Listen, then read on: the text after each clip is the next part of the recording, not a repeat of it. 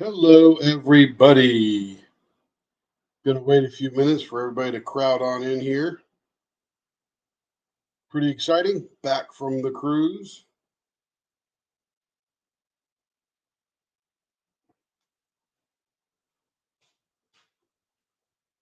Let me get my other thing set up over here. Turn my lights on.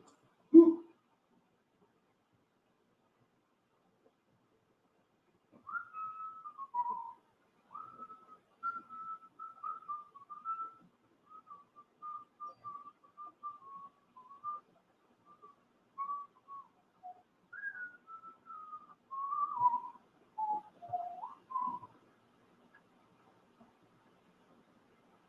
All right. I think I have the slowest iPad in the world. It's very old. Probably 5 or 6 years old. Works perfectly. It's just very slow. All right. We got that up on there so I can see chat just in case there is any. Hello, Mutt. How you doing?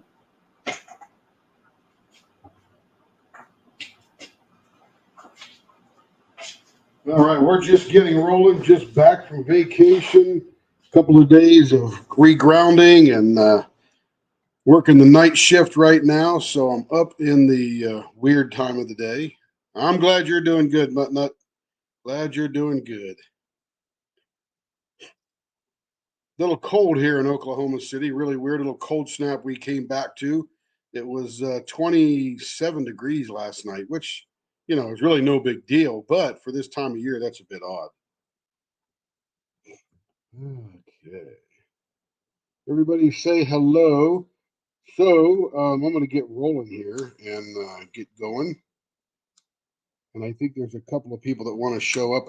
I've redone the Hanukkah Hurley thing. And want to get those going. Let me put a drill hole in these guys here.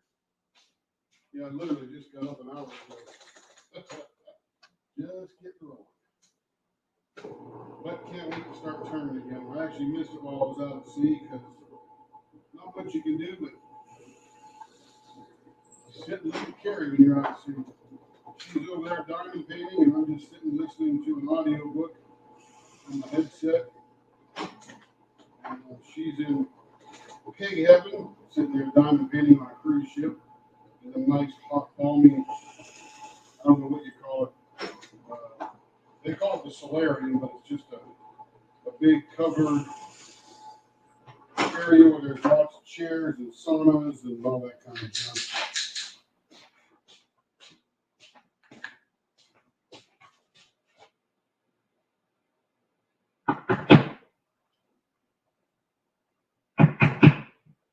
So I got two blanks here for a very returning customer. And one is a Hanukkah thing that we did. So this one here is called Autumn Rise or something like that, by Cocoon, of course. Beautiful stuff. Can't wait to turn into this and see what it looks like, especially this area right here. Pretty interesting. And this is the Hanukkah candy stripe, I guess you'd call it. We poured a silver and white down into the mold, and after that was done, we filled it with this. I think it's two kinds of blue, or maybe this one looks darker because it's in the silver. Carrie would be able to tell you. I can't remember all the colors. I just do the work. 46. That's not bad, Mutton Up. 46 is pretty good. I mean, a little chilly, but you throw a sweater or a jacket on and wander outside. It's not too bad. It doesn't freeze your nose off or anything. All right, let's put this one on the lathe here. This is one that we turned just before we went on our vacation.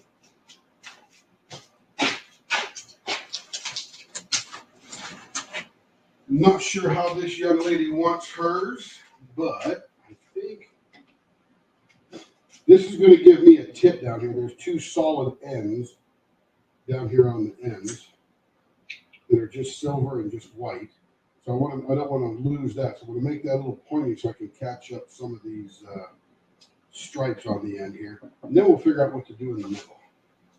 Let me get my, what they call this, tool rest.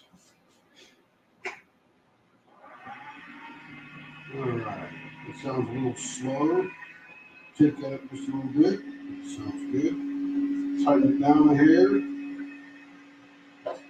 All right. This one's got to be rounded, so we're going to back off the banjo just a hair. We're going to use our big round one here. Let me get the blower on.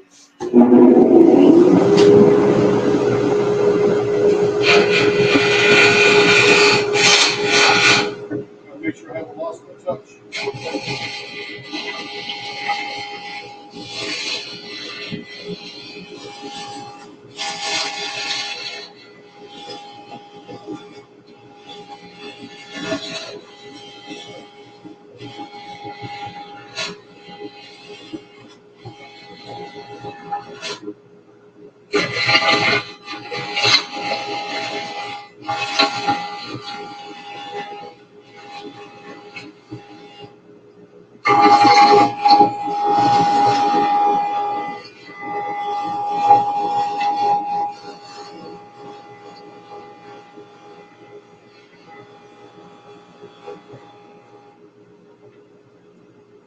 Anything below 70s told you. But you know what's funny? As we move towards our weekend, it's going to be like 76. So it's a weird cold snap. And then the rest of the month it'll be in the 60s. Which I think is pretty typical autumn.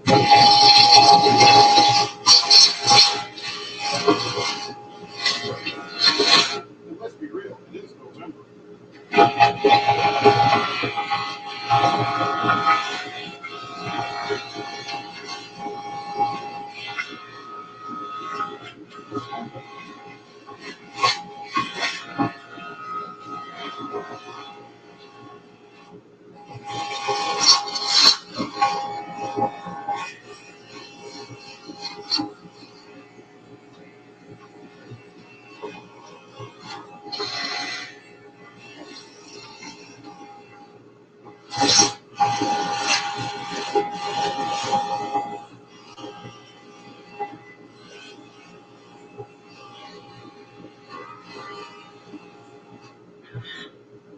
Not completely round yet, but we're getting there. Hello, everybody. Welcome to Let Me Know. You know, it's funny, man. You know, you take vacation and you come back and you almost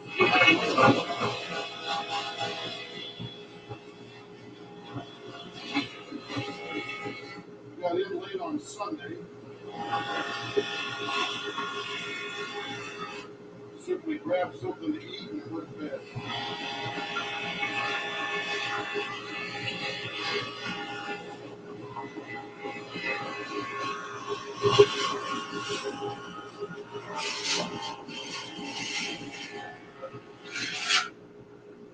Then Monday was nothing but running errands and trying to get on back.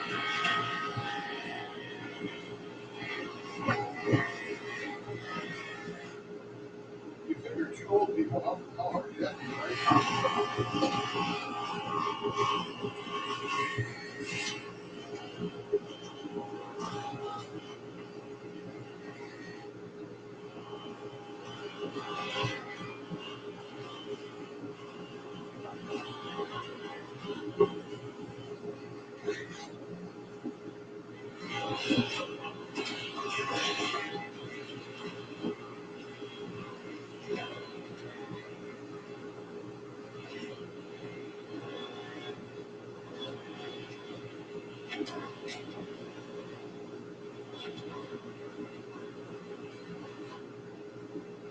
Just down to getting around.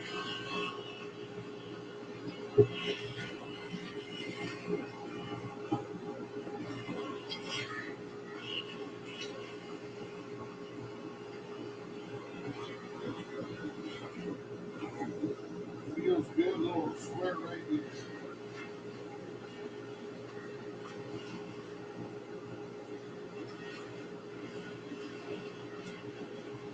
And that takes us down to about 3/4.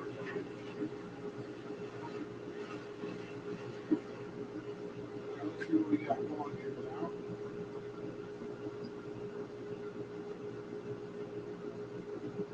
So that's interesting.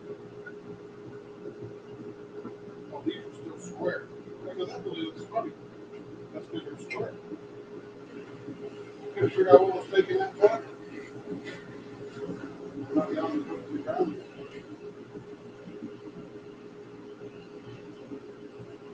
Funny to start out with a 1 inch blank, we're really not down to the ground. So it's 3/4 of an inch.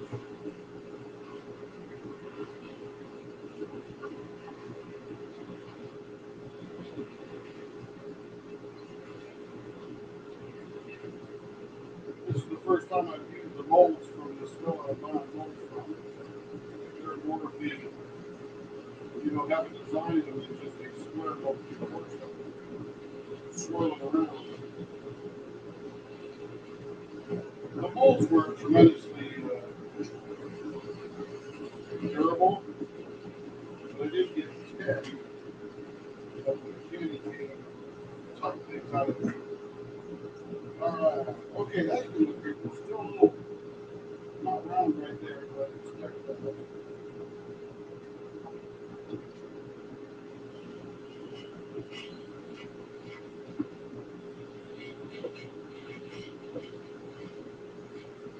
But it feels very round, so I think, there we go, it's getting better. I think we'll start shaping it and we'll see what we get. It's going to be pretty cool. Okay. Got a little measure sticking out here.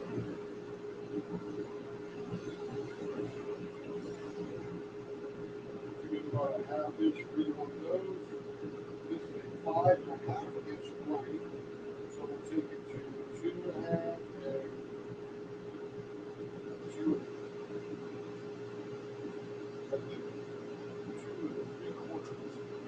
3/4. 5.5. Hello, everybody. Welcome. This is our first Hanukkah blank.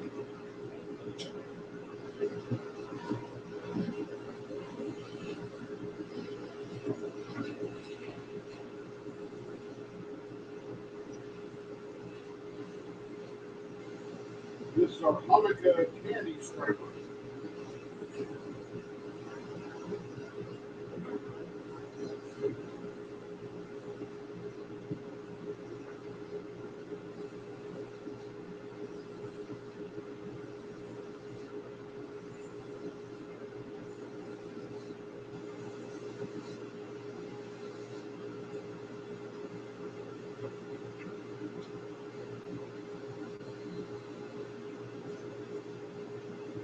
Let's see, where's my little hook thing there? I got to get that frilly jump off of there. Here it is.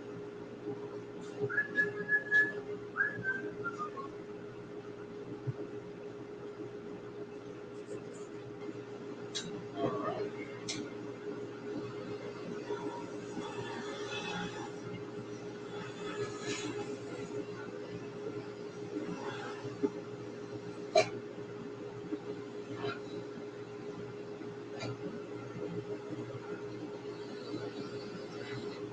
Let me measure this young lady's other pin so I get that finger grip just right. I'm getting ready to send her the pin and she ordered more, so over.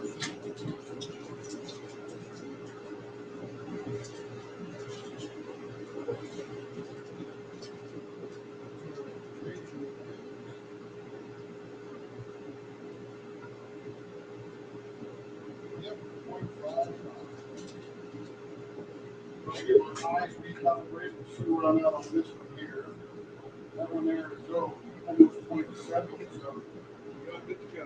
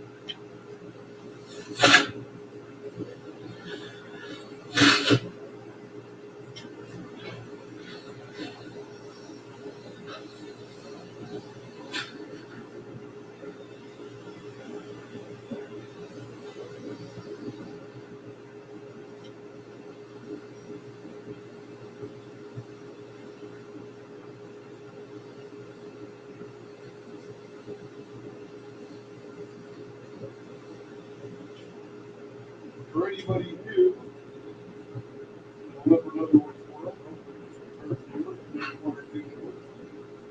but this is, in my estimation, the most important part of the bed. Because this is the part of the bed that you're going to be grabbing and holding on to for 5 or 6 hours, maybe.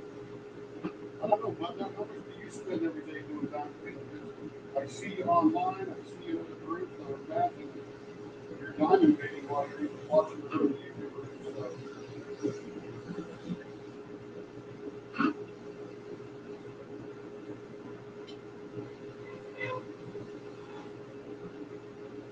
You see how we're doing our measurements.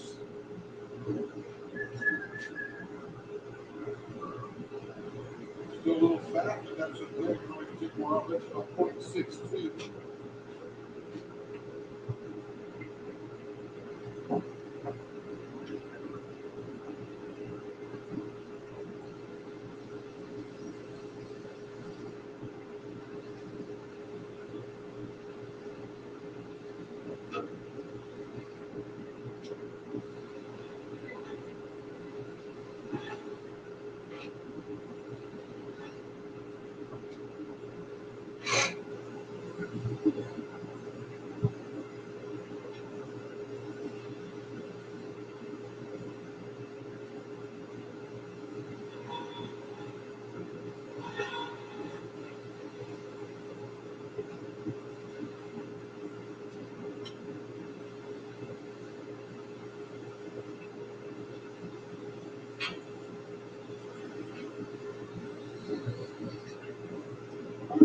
Pretty close. Yeah, you're working on the campus right now. I know that, but I know that. Okay, 0.6. I'm creeping down on it right now.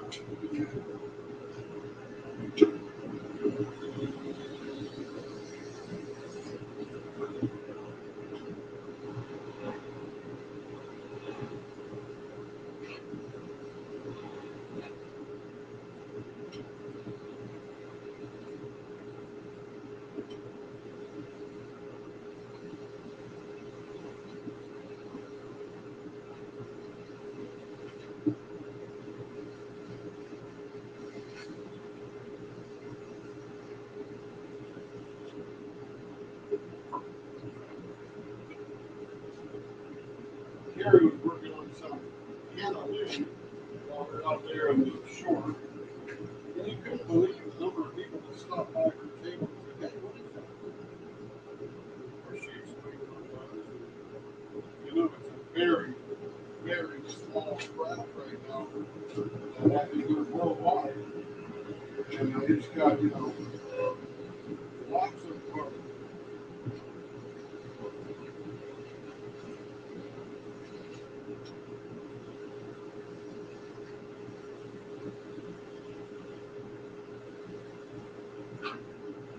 we'll stop there. Now let's figure out what we're going to do with it. How's this looking now? That's looking pretty cool. And look, oh, I've got this swirly silver. Now, you can't see it on the screen, it'll definitely show up when we're getting it finished. Let's one hand for kind of on the side and then skip. So what you can do on that is you could wrap the string around there, mark the string, and then either measure that string in millimeters or inches, whichever you choose. And then you can use an online converter to go from circumference to diameter. I'm measuring the diameter as I'm measuring the. Okay, so now to figure out what to do here, I think I want to do that little scallop thing. I'm not sure what it's really called. Looks like the AT&T building in New York City. We'll come, we'll come a quarter inch either side of that. We'll call that a fat quarter. We'll make a ball in the middle here, and then we will slope away from it into a curve.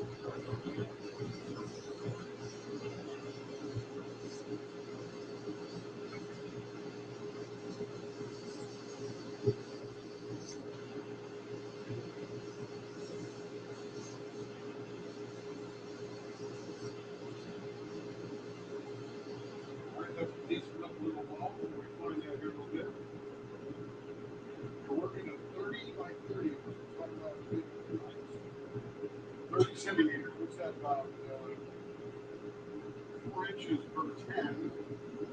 So that's 12 inches, 12 by 12, 12 inches by 12 inches.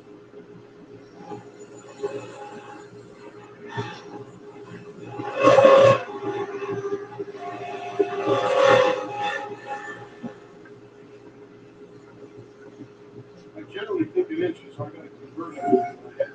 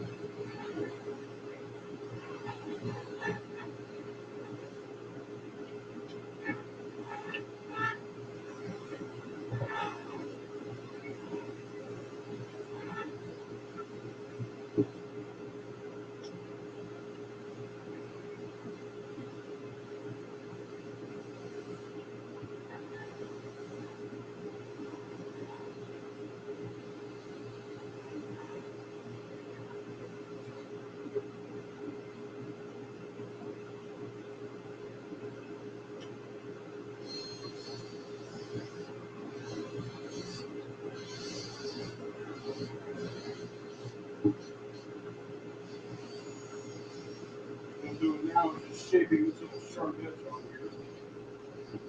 You definitely don't want to do that in this straight.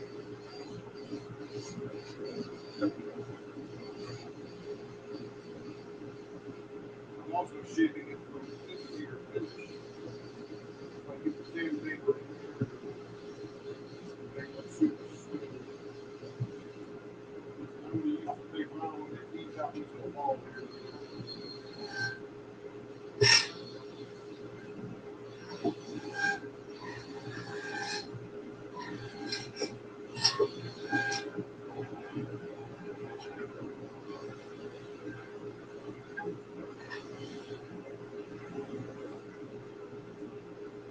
Some last measurements here, see how it goes.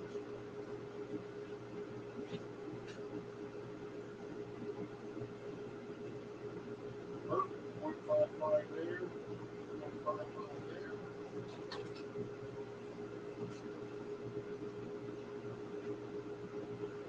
Smooth it out just a little bit in a couple of places I can see. Really about everything on the stamp that out.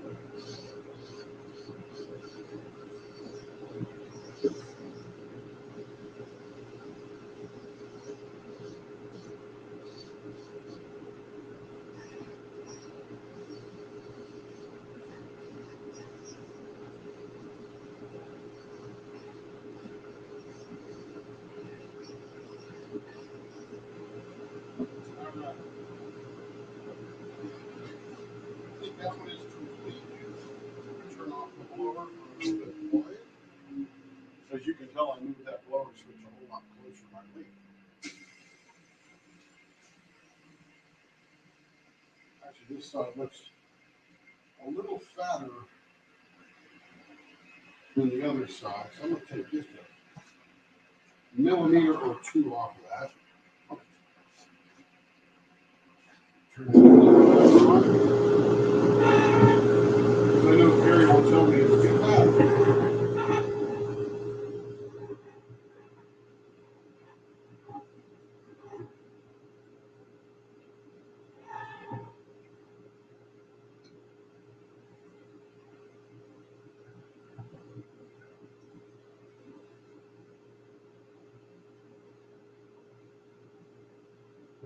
All right. Funny how just the whole millimeter makes it a little bit different. All right. Now let's get the old paper out here. I'm going to use a little bit of more coarse than I usually use just for this ball in the middle here.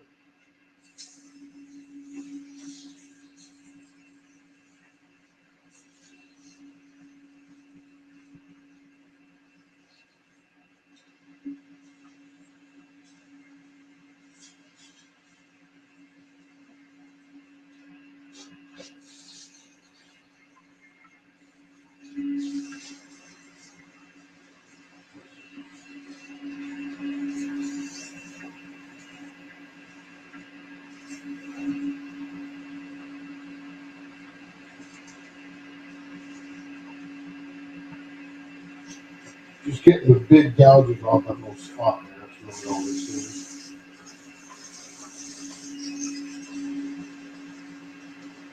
In general, smoothing as it rests against your hand, it should feel pretty comfortable.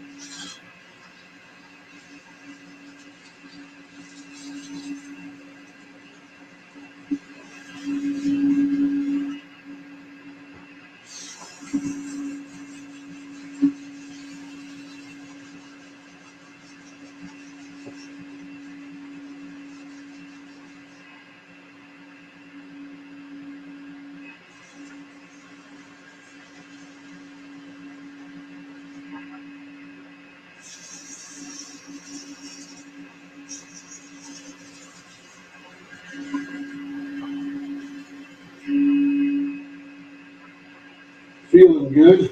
Hopefully it looks good when I slow it down.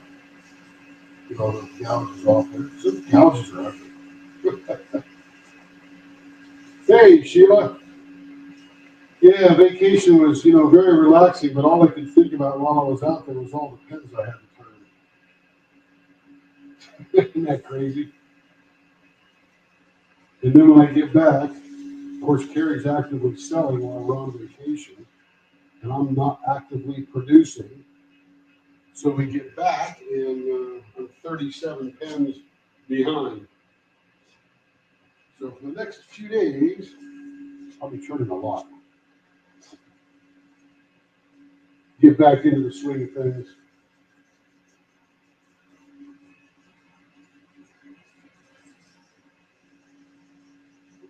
Takes me a second to see the chat, Sheila, so sorry if you had to wait too long.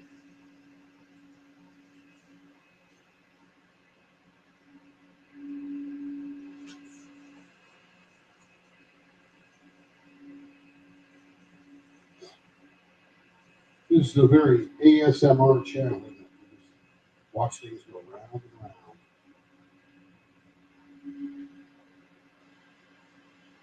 Sheila, I'm working on a Hanukkah candy cane.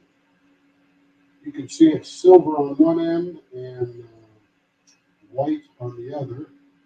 And then it's got two different blues, I believe, poured down into the stripes.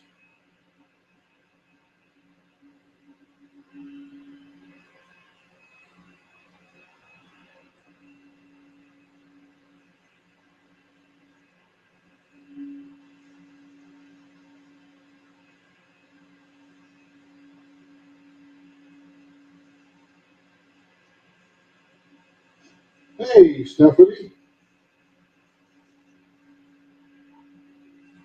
As soon as I'm done with this, Stephanie, I'll show you the reworked Hanukkah glitter ball pen things. Not sure what to really call it.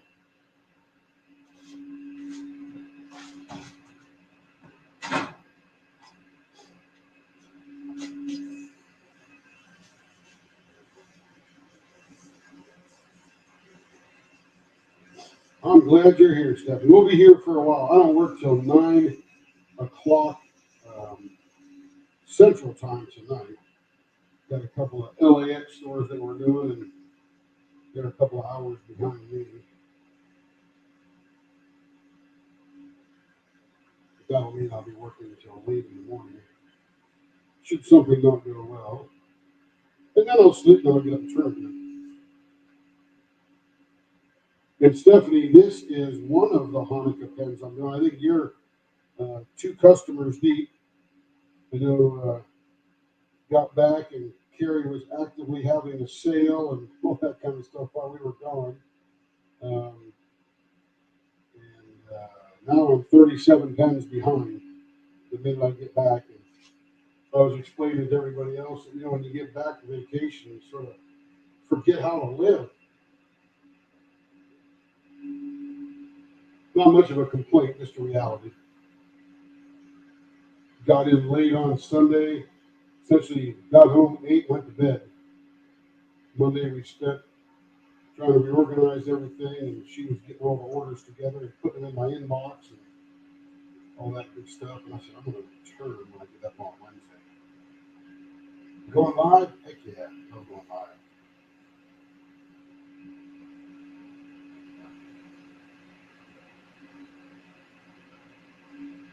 Cool. We probably will get to that, showing you the pen here in just a second. Because this one's getting very nicely done. We're moving up in sandpapers.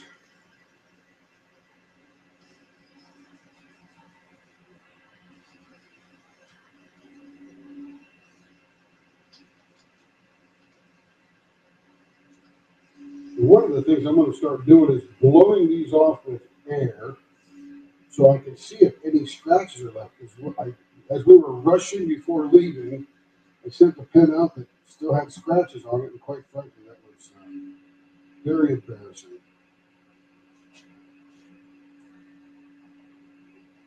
And not that I mind redoing it, or not that I want to redo it, but not that I mind, right? I want the customer to be happy when they get their pen. This one was not met with belief, and I don't blame her. Not one bit. But one of the things I can't do when this is all wet is I can't see any stripes that might be left.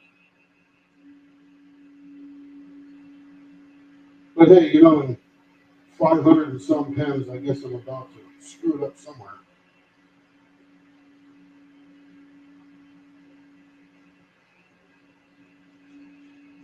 These blanks that we do, these Hanukkah blanks with stripes, they're not a long blank. So you wouldn't think about it, but it's only a ½ inch shorter than a regular 6-inch blank. But that ½ inch makes all the difference for the real estate available here in the middle for doing stuff. Funny how that works. ½ inch doesn't seem all that bad for all that big.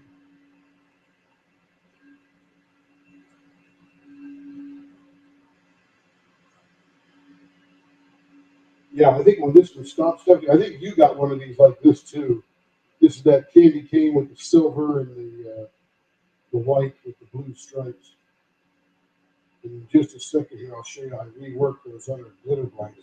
Remember how we were pouring them? We pulled them out, and all that glitter went to the bottom. I'm like, oh no, because when it goes to the bottom, that means you're going to turn most of that away, and there'll be nothing left in the middle to look at. So what I did is I cut those blanks in half and laid them in the mold so that the part where the glitter fell to is now in the middle. Then I poured resin on top of it and put some more balls in.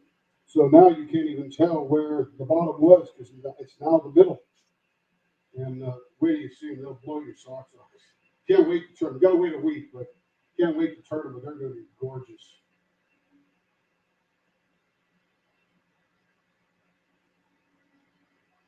I was so disappointed when all that stuff fell to the bottom. I'm like, oh no, now what do I do? So you sit and think. And while we were out at sea, I said, hey, Karen, here's an idea. And she said, will that work? I said, I don't have a clue, but we're going to give it a shot. So I ordered more Hanukkah glitter, just like that same stuff from the same person online, and boom.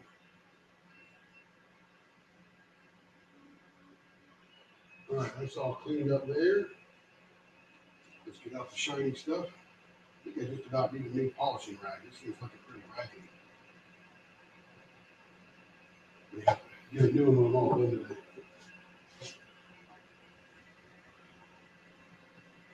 Let's get this baby shined up.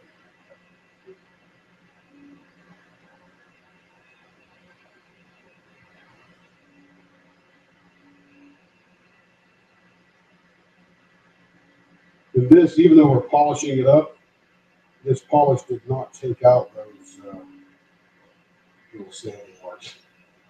Gosh, this felt so bad.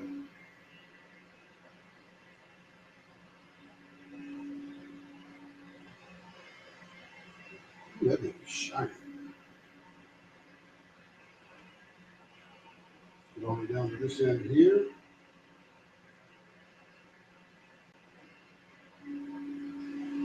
All right, let's stop it and see what we get. Ooh, that looks pretty cool. That came out nice. And what I like about this particular thing is the mold. When you pour resin into the mold to get the white and silver part, and then you pour the blue in there after the other part's set up. So it's all one continuous resin. Yeah, that looks way cool. Let me just take this out and get a little closer to the camera.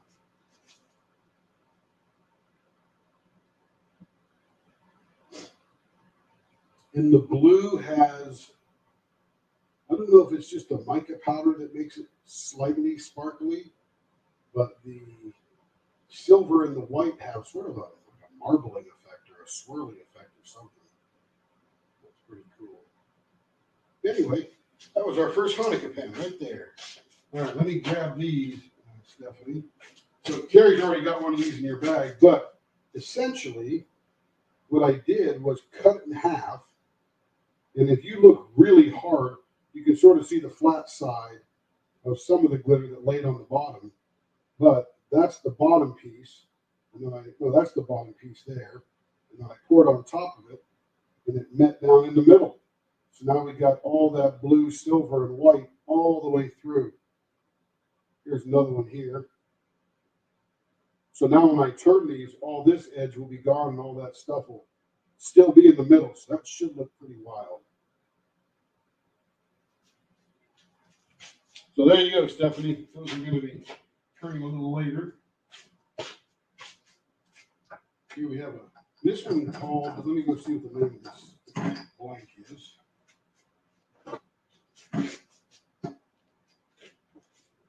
Carrie gives them a name, and I just call them the red one.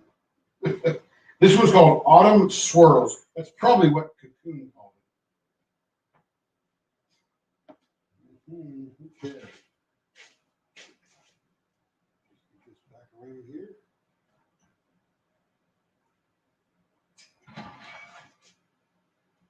Gotta round this one down. Yeah, Stephanie, I think that one came out pretty cool. Can't wait to turn those, I guess, next Monday. I mean, you could probably turn them earlier, but I don't want to screw it up.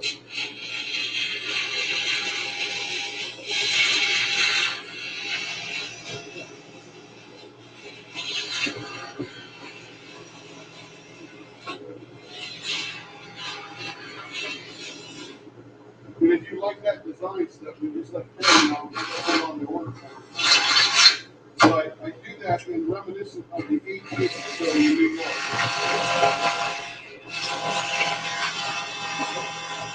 Built back in the 80s. It's got a very unique top.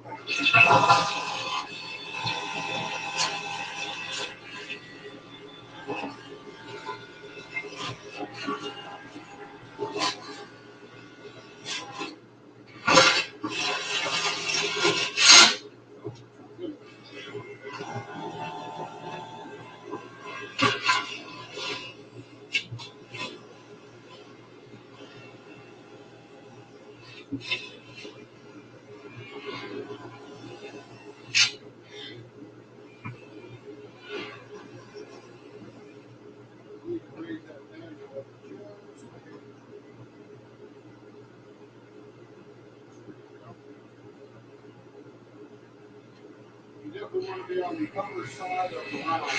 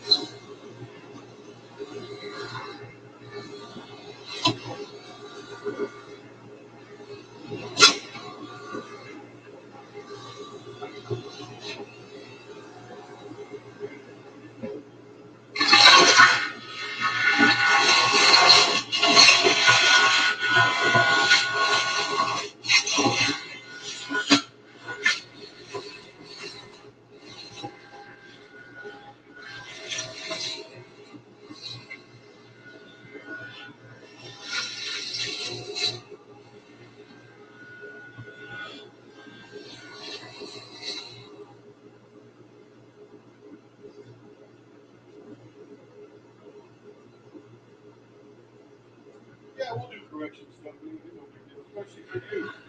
You're going to buy like a million pins. How can I say no? I have returned some pins in the past.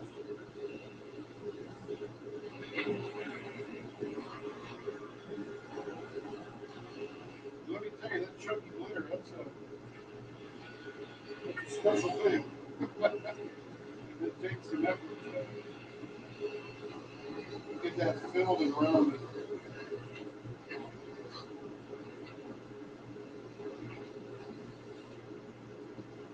I know, because I thought with that chunky glitter anyway, it's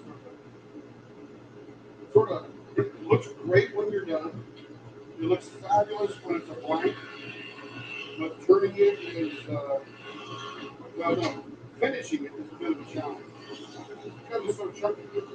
But I do use a little bit of super glue to fill in the void where it's left. All right, so here we are, autumn swirls. Let's see what this one looks like here. That's going to look pretty cool. I think I want to do that because this is a 5 1/4 inch pen. I'm going to do that stubby end. I'll show you what I'm talking about. This end here, it gives more more room in the middle to do stuff.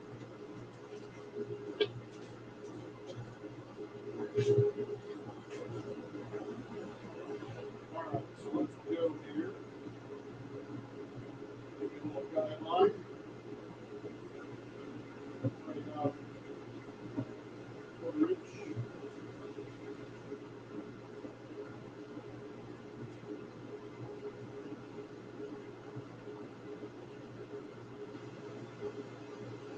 My mic is right above my head. You see the sound level here. The sound level, where's the sound level on this thing here? And hello, Lee. Good to see you. Let's see. How do you get over here? Settings, audio, testing, 1, 2, 3. You know, it looks like it's peaking on mine. Let me go see if I can change something here. Testing, 1, 2, 3. Does that sound any better? It looks the same on the little green meter there.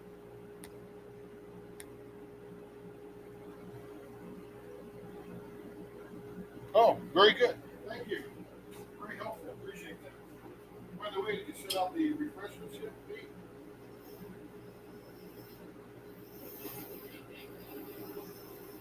I noticed you weren't here early to get the tables all set up.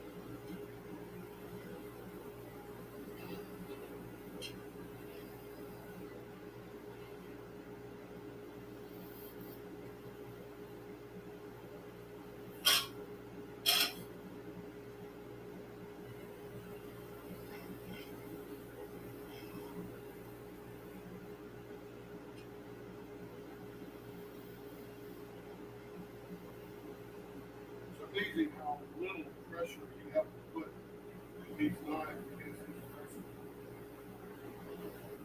Barely have to touch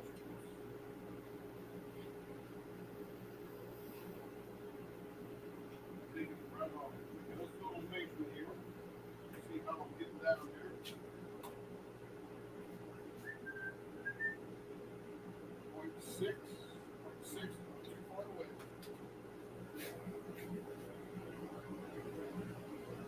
Back to barely no sound again. Maybe I was near the laptop picking up its audio. Hang on. Let me see here. Audio.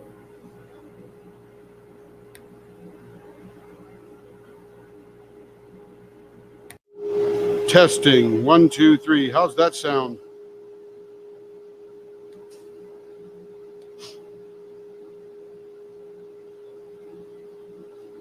Testing. 1, 2, 3. Hopefully I'm not talking into the microphone on the laptop. Let me stand back over here by the lathe. Are we doing good now, Lee, Stephanie? Oh, very good. Very good. Excellent.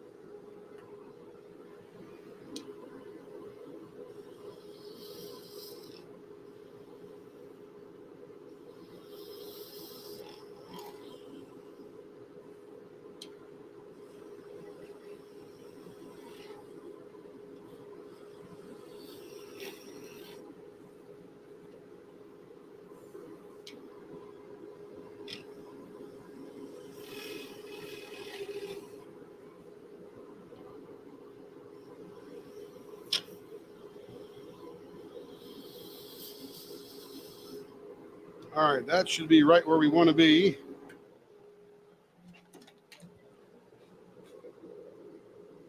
I got a little bit more to take off. Getting pretty close, though. That's 0.57. This young lady likes 0.55.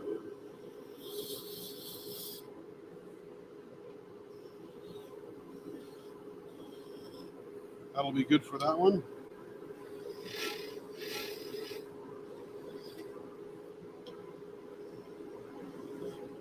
All right, that'll be perfect on that one. Now, what do we do in the middle? First of all, let me find the middle. I'm talking now. How's that sound, Lee? Oh, Stephanie says it's much better, too. And I'm over by the lathe, so it should still sound pretty good. Let's see, this is 5 1/4. 2 5/8 will give me the middle. Is that right? 2 1/2. 2 1/2 is 5 1/8. Yeah, okay. It never looks like the middle to me. Looks like this one's bigger than that one. Let's go measure that and see. So this one is 2 5/8 away, and this one is 2 5/8 away. Maybe my head needs calibrated. Oh, there goes the trash can. Just knocked it over. All right, so I think this lady loves swirls. So we got about that much room in here that we can play with. So if we do that, that'll give us a hump here, a swirl here, here, and here. And that's probably not far enough away from there. So let's come in here. If we do that, it'll give us a dip with a nice curve, a dip with a nice curve. I think that's the way to go.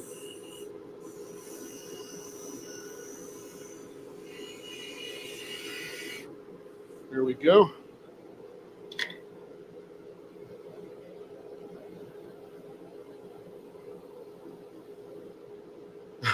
I'm telling you, Lee, it looks like it's off, but when you look at the little measuring stick, it says it's right on.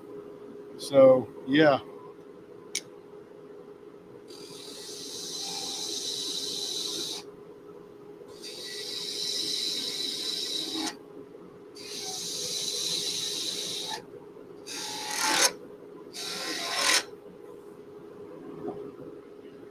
And Stephanie, this week I'm going to be working on some bottle stoppers. I ordered some blanks in until I know what I'm doing, and then I'm going to order a mold and make my own. But these are the blanks I got. One is just pretty much just solid swirly green. That'll look pretty cool when it's turned. And then I got this one, which has chunks of what I don't know, but it looks really cool. I think it might be glitter or chunks of silver with some sequins. Not sure. And then this sort of a swirly light blue with a little bit of dark blue swirl in there. That'll be pretty cool. Yeah, I like that glittery one, Stephanie. That looks pretty cool. This one's got multiple colors. This might look like mother of pearl when it's turned. That might be cool too. This is like a red and a blue, red and maroon, or blue and maroon. There's definitely some silver, what do you call it, glitter in there to make it sparkle. And then this one's just pink, swirly pink, like you get that mica resin look. Pretty cool. So I'm going to have to, so the way you make these things is you have to drill the end. So you got to put a hole on the end, and then you have to put this insert in so it's in the middle, because that's the thing that the bottle stopper or the can opener screws into.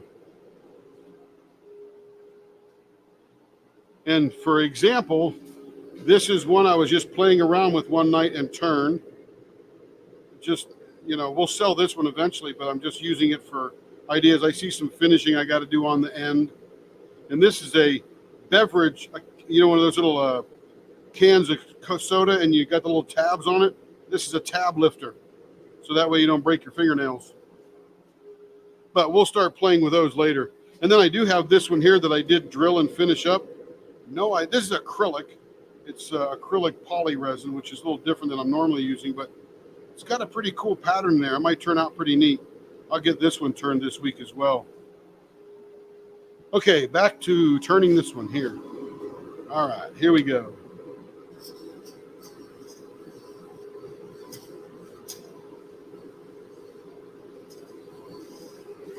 And what I'm hoping for this design is it's got so much swirly in there with the yellow and the red and stuff like that, that this might look pretty cool.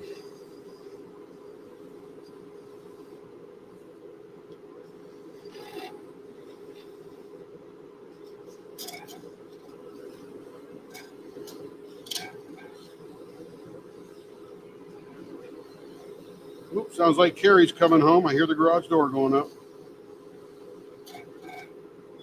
Everybody hide all the fun.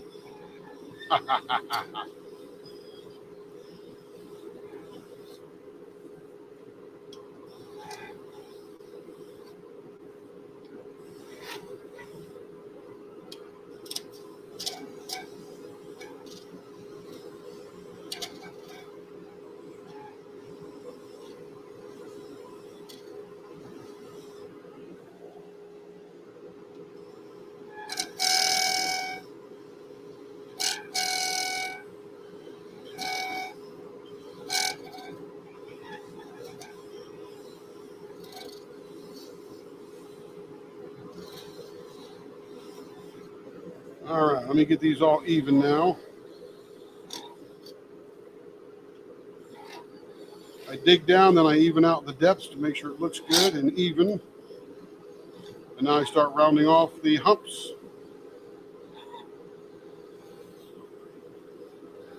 There's a couple of reasons you want to do this kind of cut.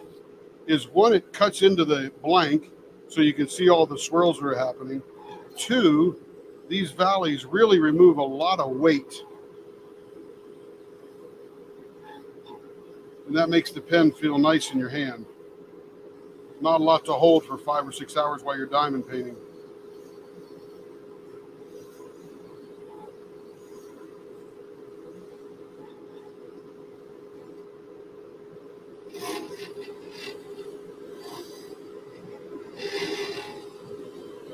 So you really like to use a lot of negative space on these pens to achieve what you want. Lightweight, looks good, feels good in your hand, all that kind of good stuff.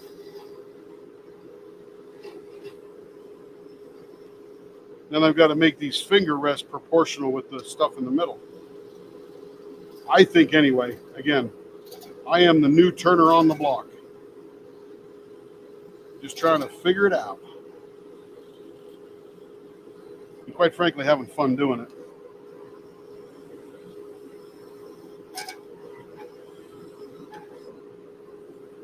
All right, now we'll smooth it out with the big one. Come on, Carrie, come on in. You're letting all my heat out.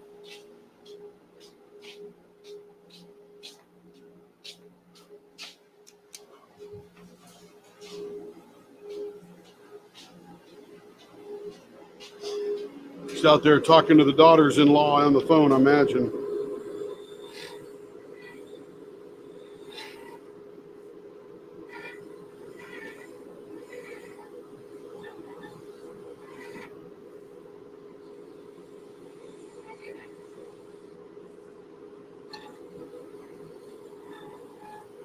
me catch up with chat here. Let's see.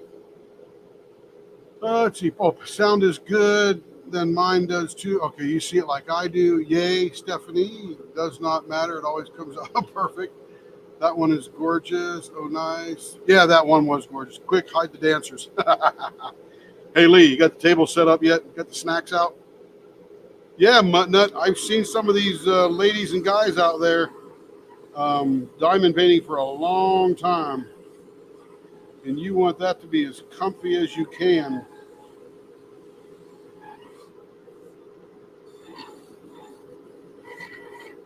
All right, this one looks like it's proportional. Looks good. The humps look good. I got to do a little finishing on there, but I'm going to clean up the ends just a hair. This one's a deadly tool. Look how pointy that thing is. You could kill somebody with this thing.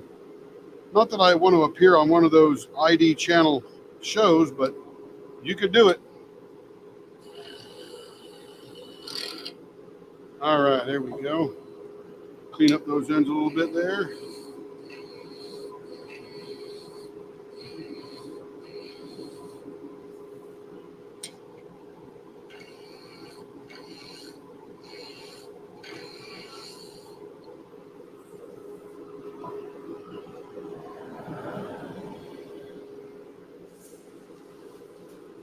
All right, here we go. I'm going to finish this one up now. We can turn the big blower off.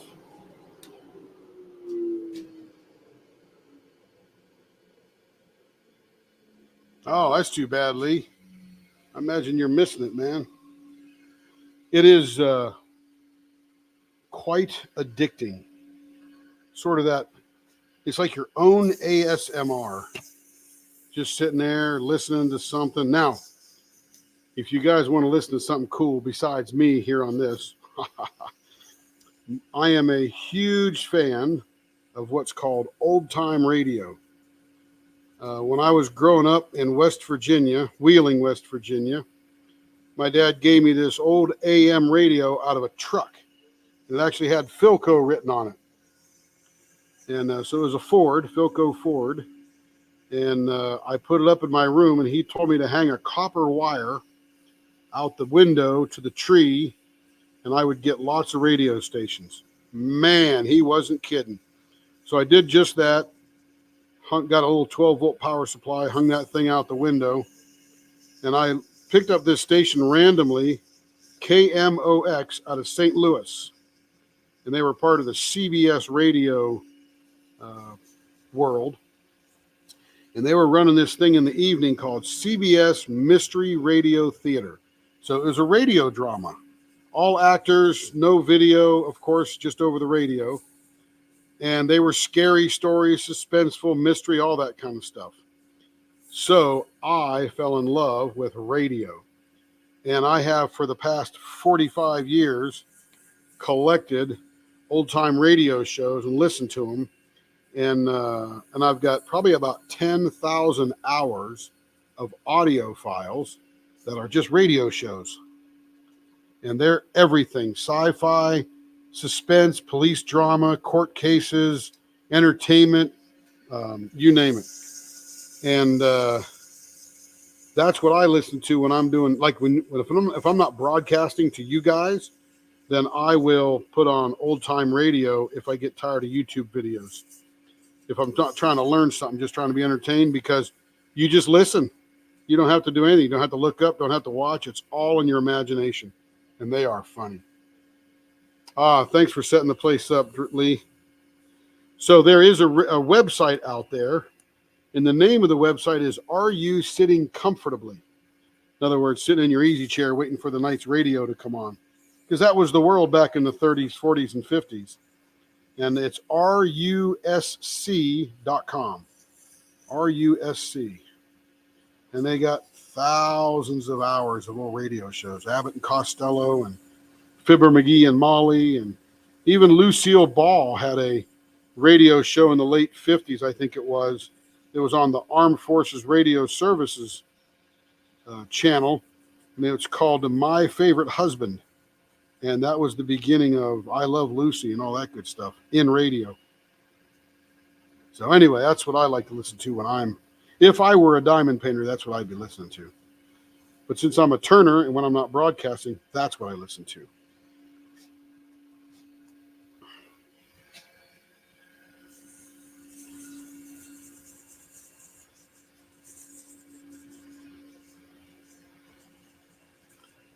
All right, we're just about ready to move up in sandpapers.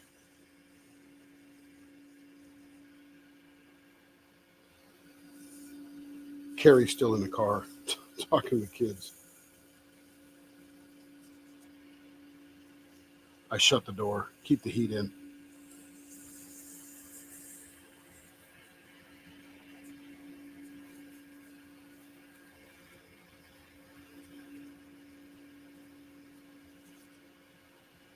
All right. I think we're ready to graduate to the next level.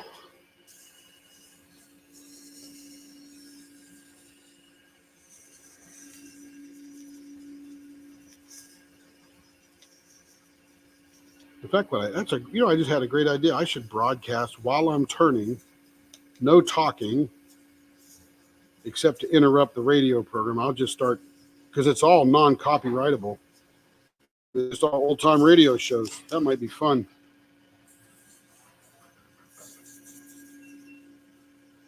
That's a great idea. I'm glad you guys thought of that.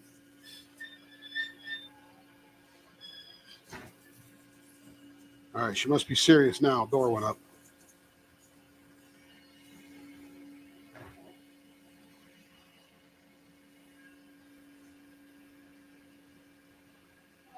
Hello, Carrie Bear.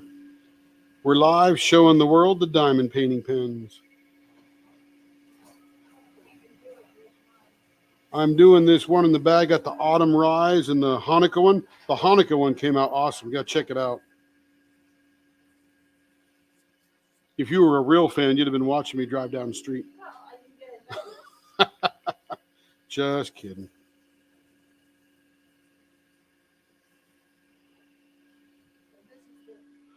That is it. That's the Hanukkah pen. Yeah, Stephanie's on right now watching. I think she's getting ready to go get her boy from the airport or something.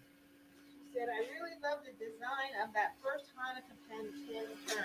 If I could get that in the same thickness of the other ones you did for me. There you go. That'd be awesome. Yep. And the answer is yes. For this one that is turning now. Oh. Yeah, I just did that Hanukkah one. And I showed her the new glittery ones that we redid. Yeah, I just told her about that. She wants the same thickness and same design. Of what? This. But what's her thickness? Which one does she like? She likes this thickness. That's the 0.55. Is that what she wants? I think so. Go back and look at the chats. Make sure we have her thickness down, her finger grip. I mean, the funny thing is we talk about 0.55, but if it was 0.55 or 0.60, that's 0.05 of an inch difference. I'm not sure most people can detect that, but I know your fingers can after a while. Oh, 0.65. That's right. Stephanie's got the thicker ones. 0.65. You're right, Stephanie. Good. Carrie will write that on the paper so I don't get lost. 0.65. Remember she wanted that thicker pen? Yep. I just showed her this came out good.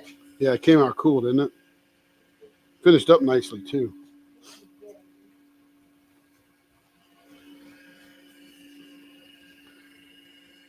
I was telling everybody about my debacle sending out that pen with scratches on it and how embarrassed I was, but always happy to fix it at no cost to the customer. We'll pay all the postage if that ever happens. Yep. Well, we didn't talk about the customer. We just talked about the pen. But always happy to make customers happy, quite frankly. And, you know, I'm only human. Give it a shot. Artist has offered to fix it.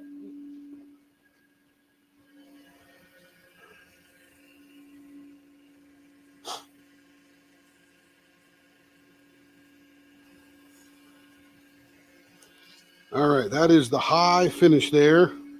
Let's give it a good wipe down to get all the dust off. 0.65 is Stephanie. Make sure you write that down. Hey, whose is that big bag of pens? It didn't have any, like an order form in it or something. Oh, okay. Gotcha. So I didn't screw up. Okay.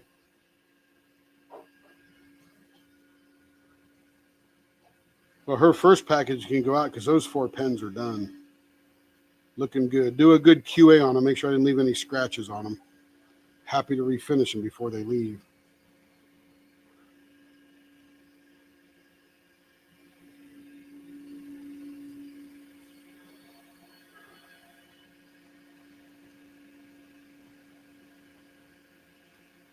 There it is, satin finish. Let's see what the autumn swirls looks like. Oh, yeah, that's bonkers. Gosh, I love this stuff. Look at that.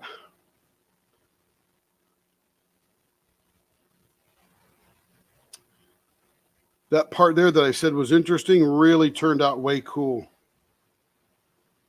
That was a good choice, Tim, for that one. Sometimes I get it right.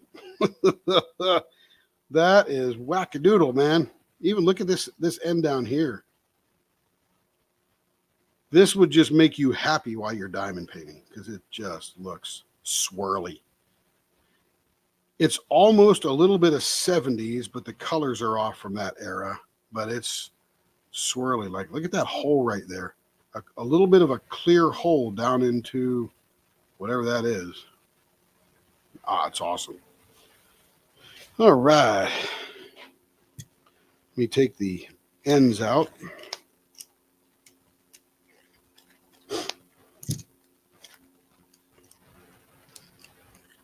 Yeah, I think for tomorrow, I'll get set up to do some some bottle stoppers. Let me put these all back in here.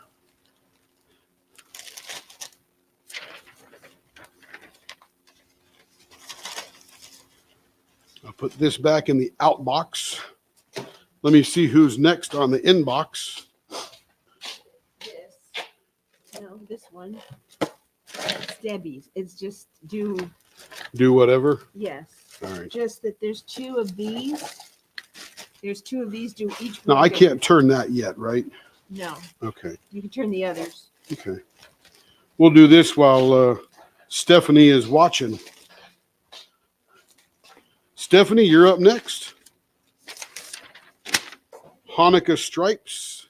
Now, Kara, these blanks here. Oh, you got the purple. They got the leopard too. So here's what we're going to turn for Stephanie. She's got another one of these silver, white with the blue. Hey, Kara, were there 2 different colors blue? Or is that the same blue? It just looks darker because it's in the silver. Yes, because it's in the silver. So it's all the same blue? Yes. That's pretty cool. And then she got this reverse leopard spot. We got blue, the same blue that's in there, right? Yes, it's white. Yeah, with the white, purple, or the white leopard spots. So these are going to be Stephanie's. These will be cool. I got drilled ends in there. And this is Stephanie's other one that we recast, but I can't turn that till next week.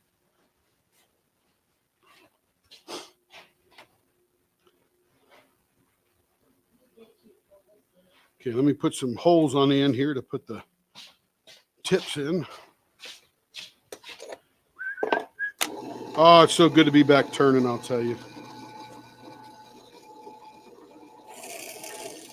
The cruise was awesome, but glad to be back turning. 0.65.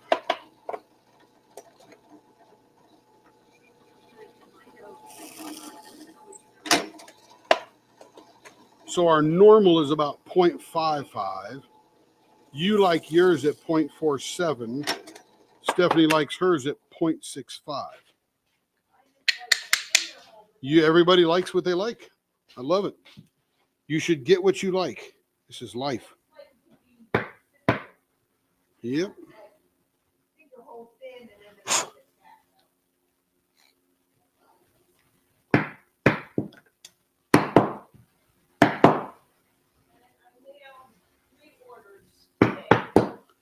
That's awesome.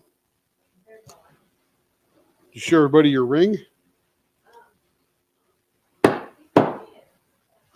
don't know. I don't know.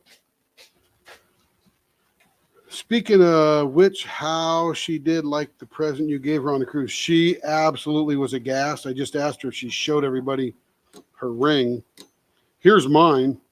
The same guy did my ring here.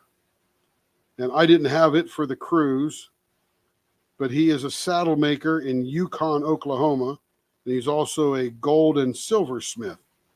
So he engraved this on the inside and the outside. It is bonkers cool.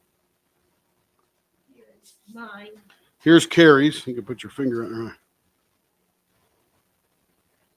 there. It'll take a second because this is delayed. There it There you is. So that's mine. So if you'll notice, there's a Mickey on this side, That's Minnie. or Minnie, and then a Mickey on that side, and a big old rock in the middle. And then my old wedding band is on both sides, this little round part here on both sides of the top of her ring. So that's my old wedding band she gave me 40 and a half years ago. Yep. That's it. And he hit it good.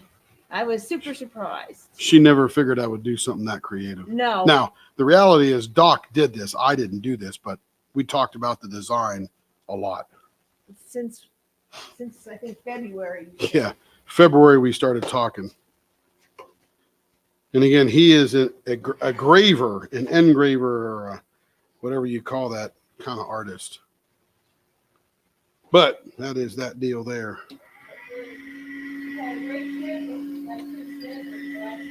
Yep, had a great trip. We're glad to be back. Oh, let me get the blower on. Look at that. I don't even have to move.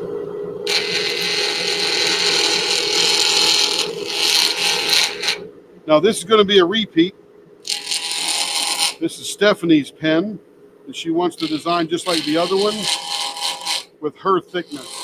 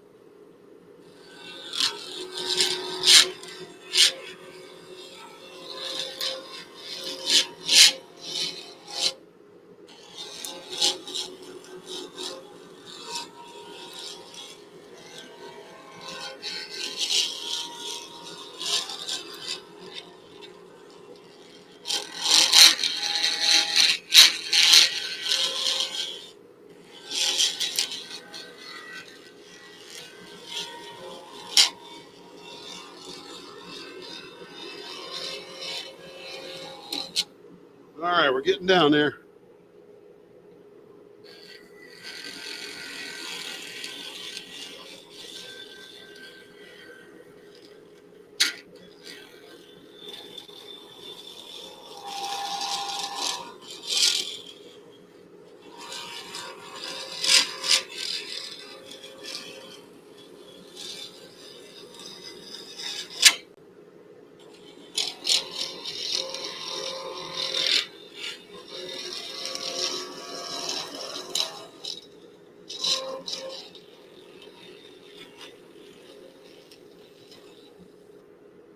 All right, we're getting there.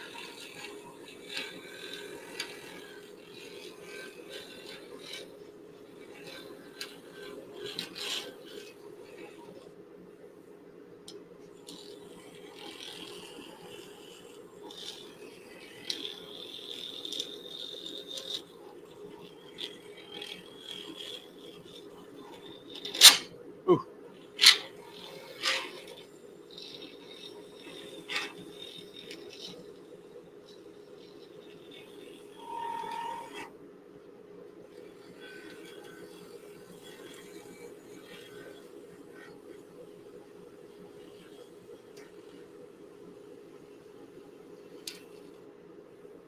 Ooh, that getting smooth.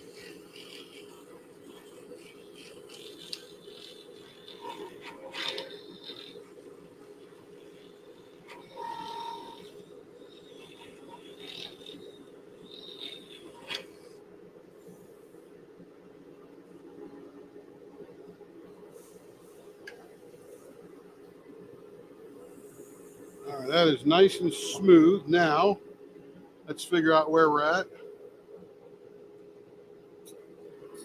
No, that's the same Stephanie.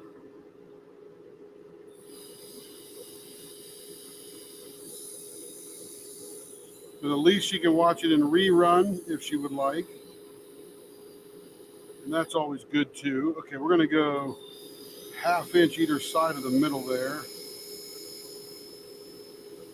Or yeah, 1/4 inch that way, and there we go.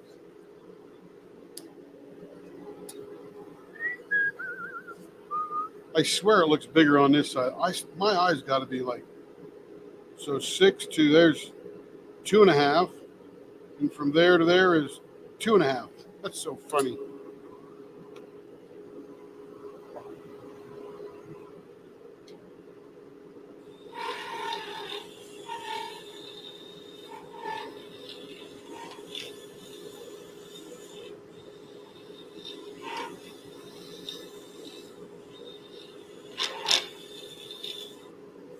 All right, so I'm going to figure out exactly where that is there to know where I'm going. So that is 0.7, so we're almost down to Stephanie's thickness already.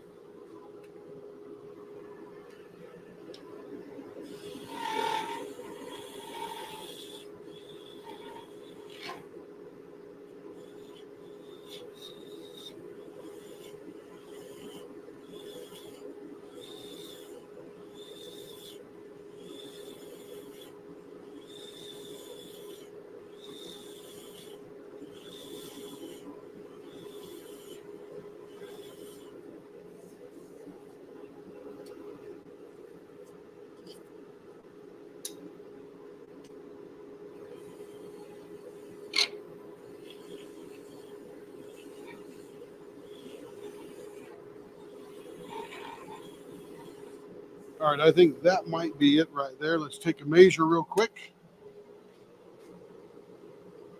Oh, getting very close. That was like 0.67.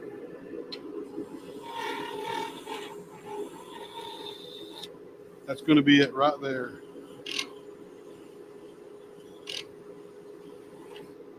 All right, let's take a measure, make sure we're on the money.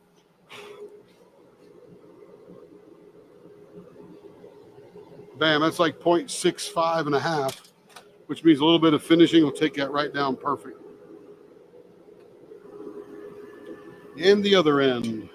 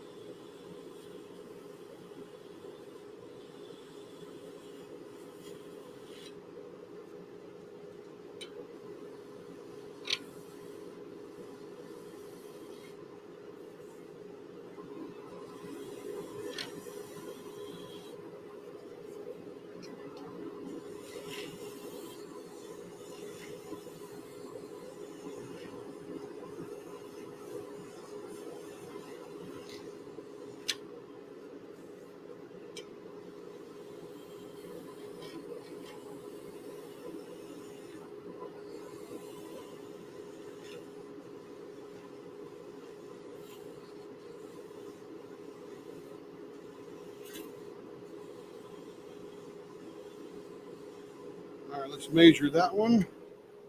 See how we're doing. We should be right on the money there. Just a hair fat, but we'll take a hair off.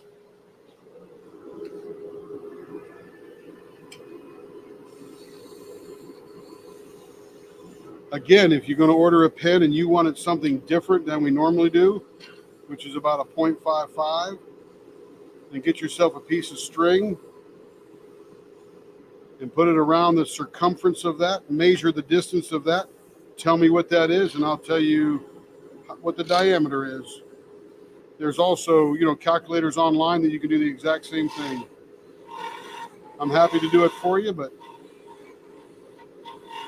there are circumference to diameter converters everywhere out there.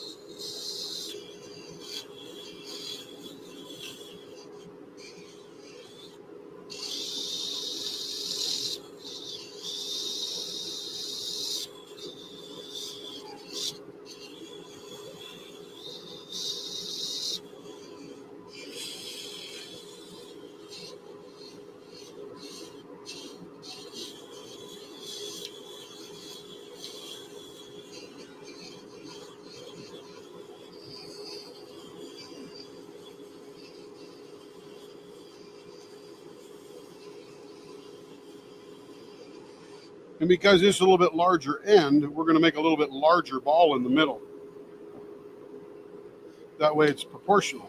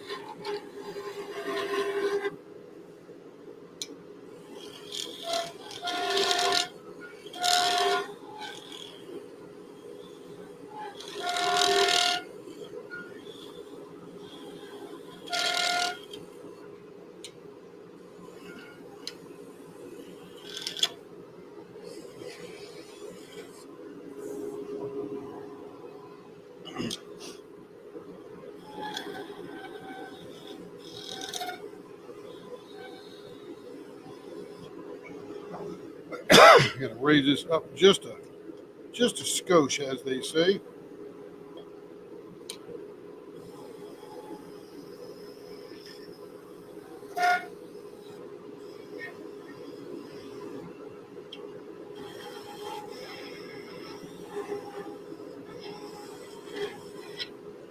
All right, I know these are good. Now I got to make these proportional and smooth.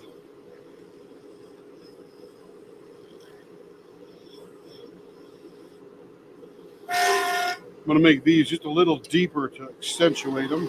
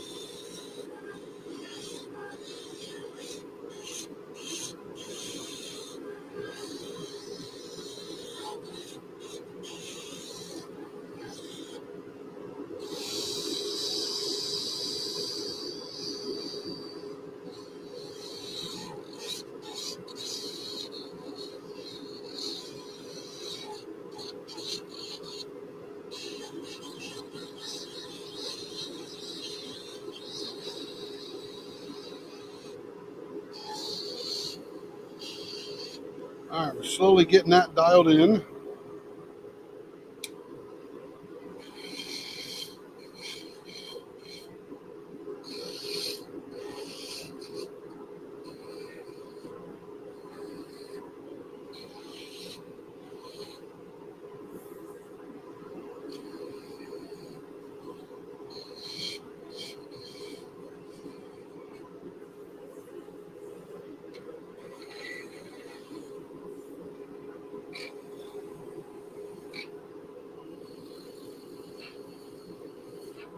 All right, let me touch up the ends a little bit.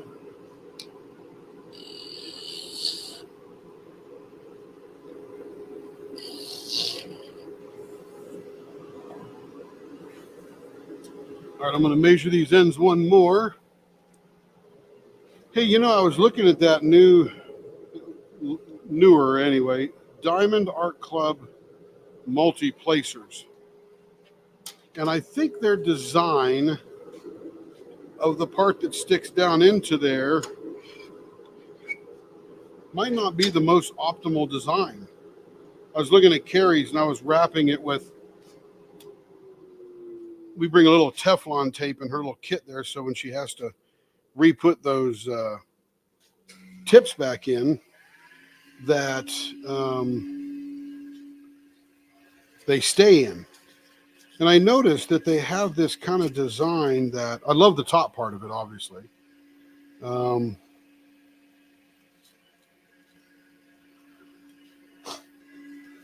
Lee, you probably have more than you think. These pens are not expensive. We're not on the high end of the market, that's for sure.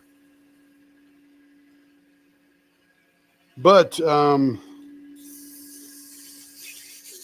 I think they needed to redo it a little bit. Maybe I'll redo it and have my own manufactured. But the interesting thing is that I think the design needs to be refreshed because you need it's sort of angled. There's nothing at the bottom that would stop the pivot of the tip.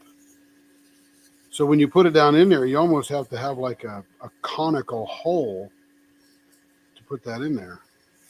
Anyway, I just noticed that. I never saw it before, but I thought, hey, this is missing something. Or maybe a small O-ring or gasket or something to give it a nice, soft, cushiony push in there.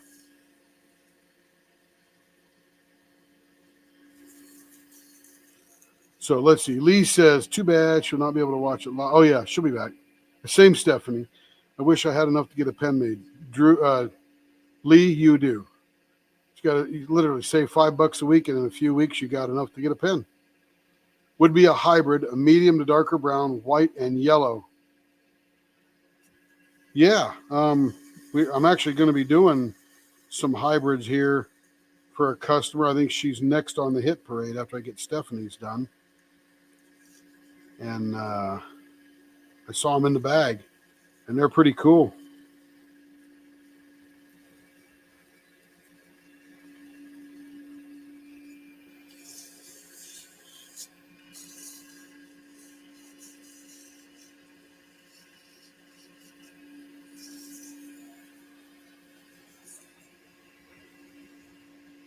Now you'll notice this ball here in the middle is a little bit larger than the last ball I made, and that's because these ends are a bit larger. And it would look funny to have these big ends with a little ball in the middle. So we just sort of, I don't know, artistically adjust to make it look proportional, I think.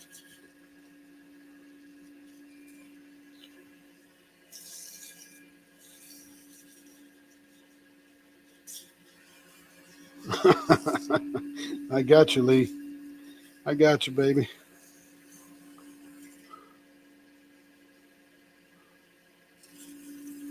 Yeah, I've often said I'm too poor to pay attention. That was probably an excuse so I could ignore somebody.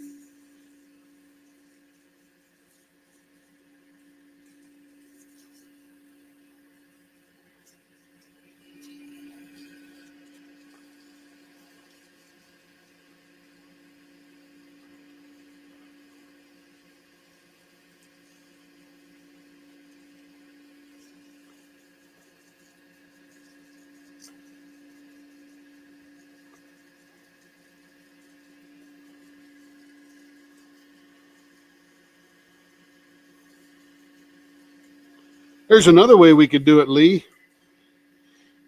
We could create a coupon code for Lee, and if 30 people use that coupon code and buy a pen, then I'll make you a pen for free. Always a way to get that done.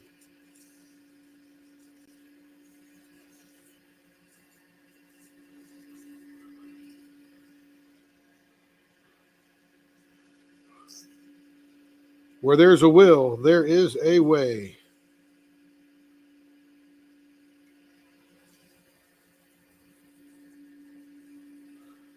call it the Diamonds and Dew discount. But you refer, what I say, 30 new customers, I'll make you a new pen for free. I'll even buy the blank for you. Heck, that helps me, grows the business, helps Carrie, helps you. Everybody wins.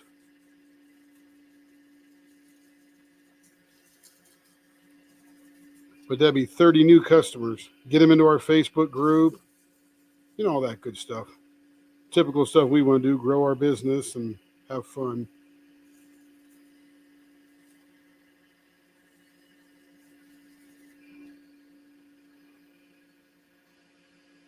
Feeling good.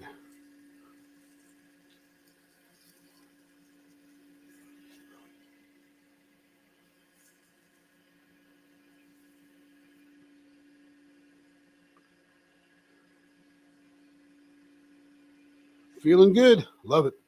Okay, on to the regular paper now.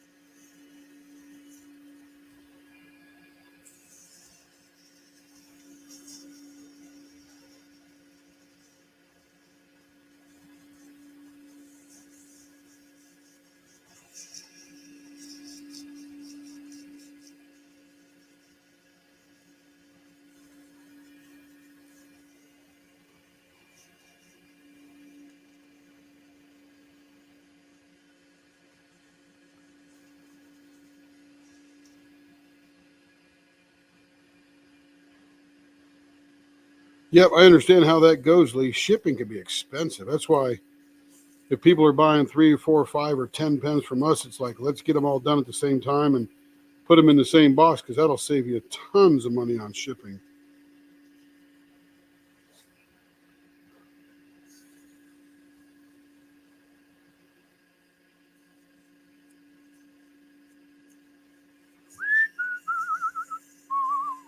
Getting back in the groove. It feels good turning again and live. Wish I could take my lathe on the ship with me. They might not like that, though.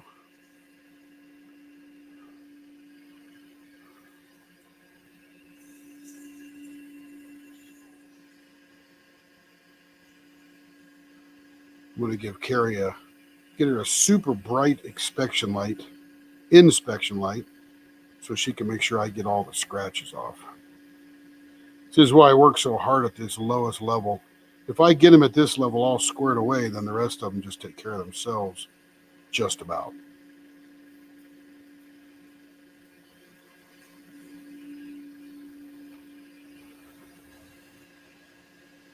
All right, feeling good. We get to graduate to the next level.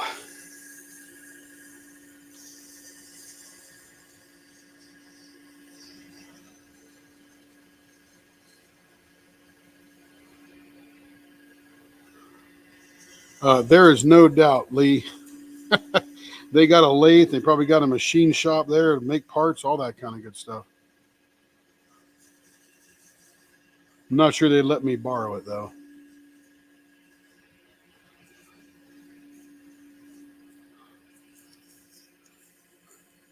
Take a mini lathe and just do it in my room. What a mess that would make. Oh, my goodness. If I did it on the deck, it would just blow over, right?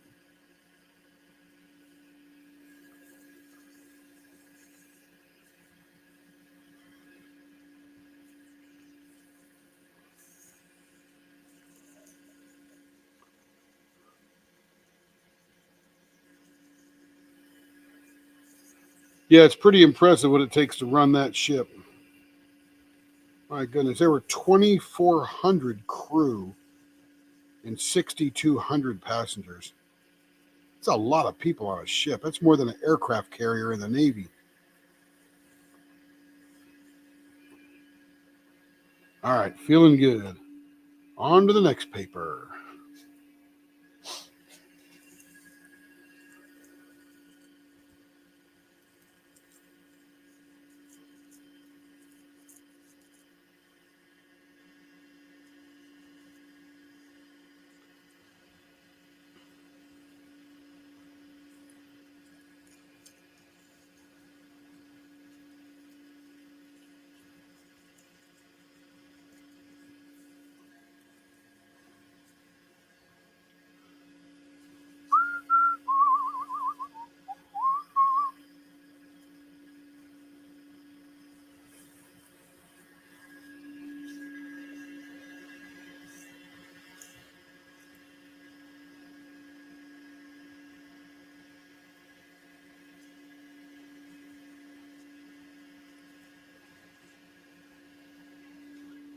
All right. On to the next one. Very exciting.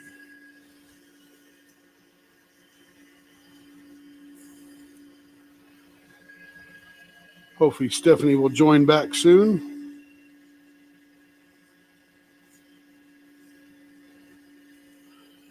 And by the way, I appreciate all the time you're spending with me today.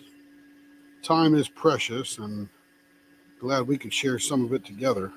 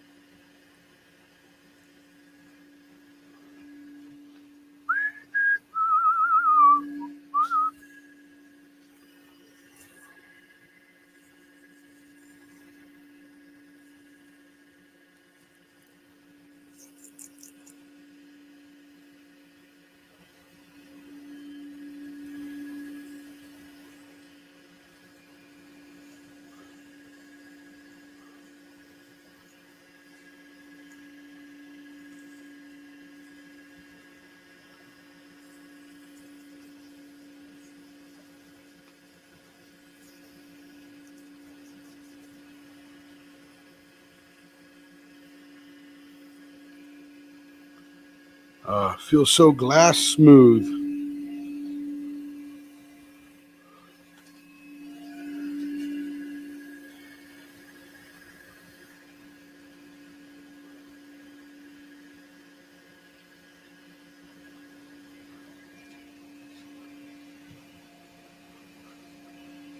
Yes, sir. I'll keep turning for sure. Having fun. Having fun.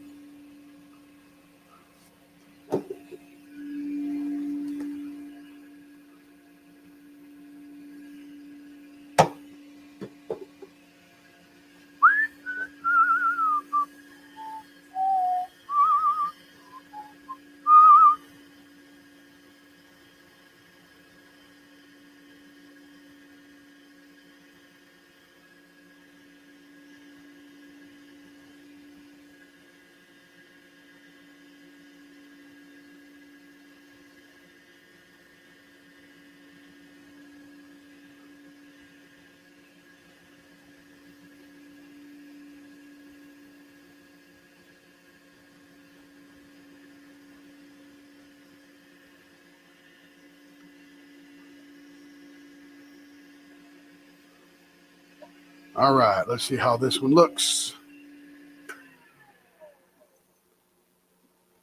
Fantastic.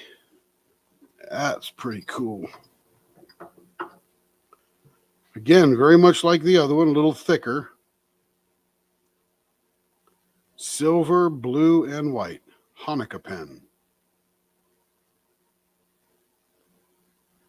And as I'm spinning this, I'm looking for scratches.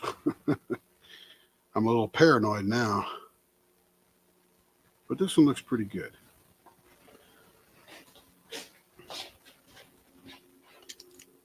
Next on the hit parade is the blue and white leopard print. Excited to see how this comes out. I bought this leopard print mold, and it's pretty cool.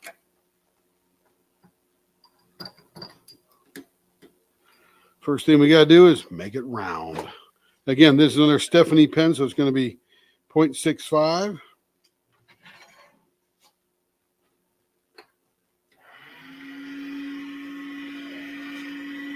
Let me back off just a hair, give myself some room there. Blower on.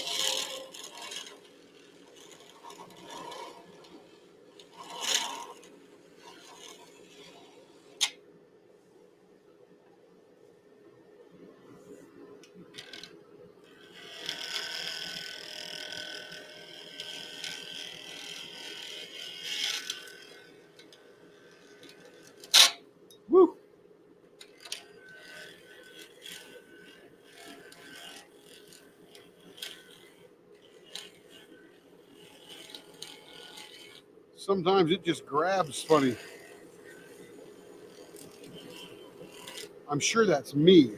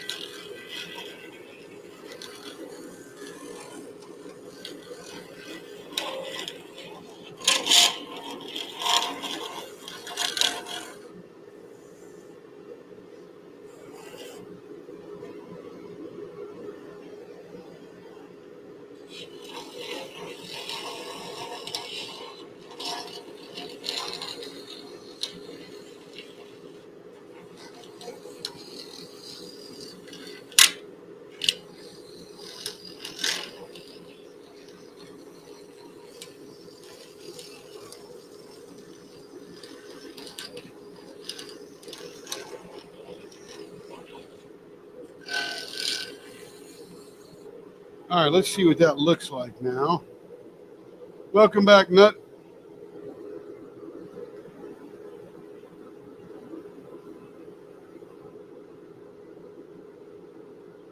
Still not fully round, but getting there.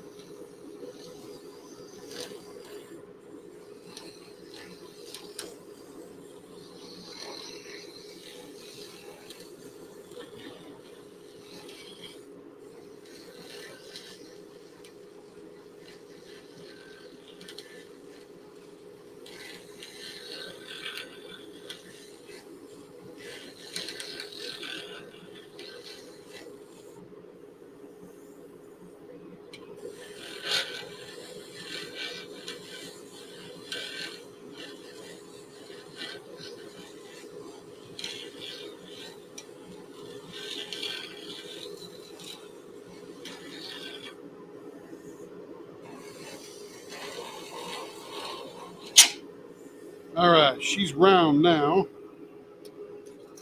Let's get us some nice finger grips on there, and then we'll figure out what we're going to do with the middle, depending on what she looks like. Let's get a little bit of a right there. Right there, and we'll find the middle.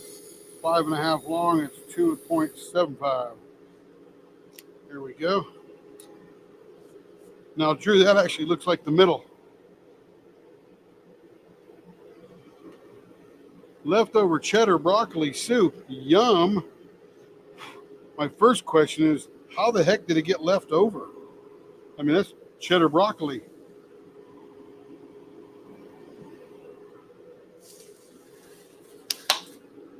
I'd have had to open up a new package or make a new pot. Okay, here we go.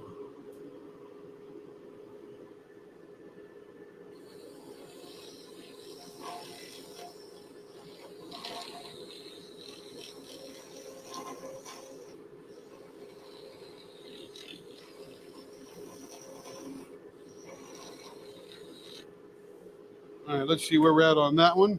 This is a bit thicker, so I got to be careful not to take too much off. That is 0.75. Okay, I'm glad I'm scared.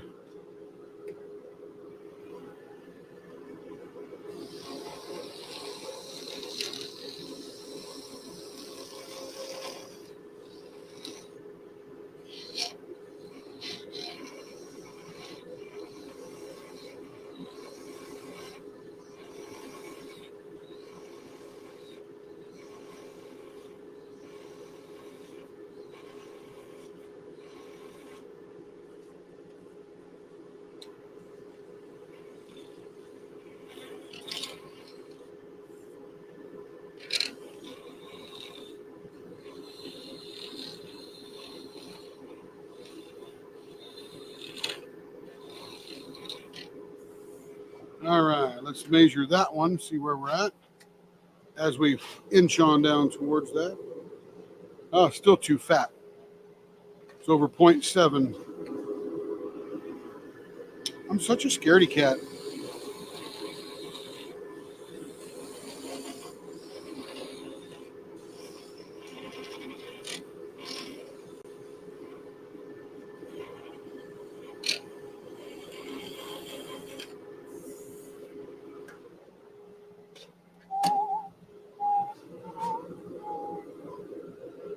Getting down there, 0.69.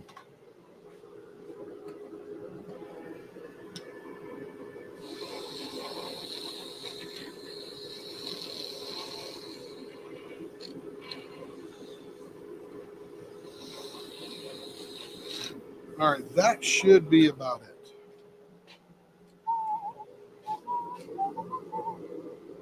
0.66. I'm gonna leave it there. We'll come back to it as we go. All right, here we go.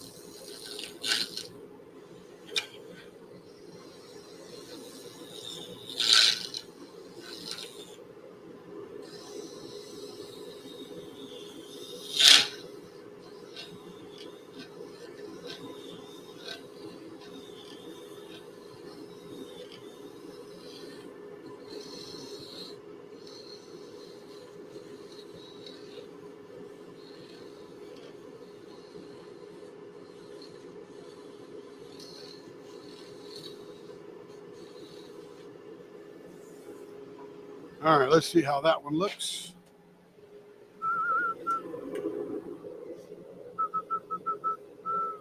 .72. We're getting there.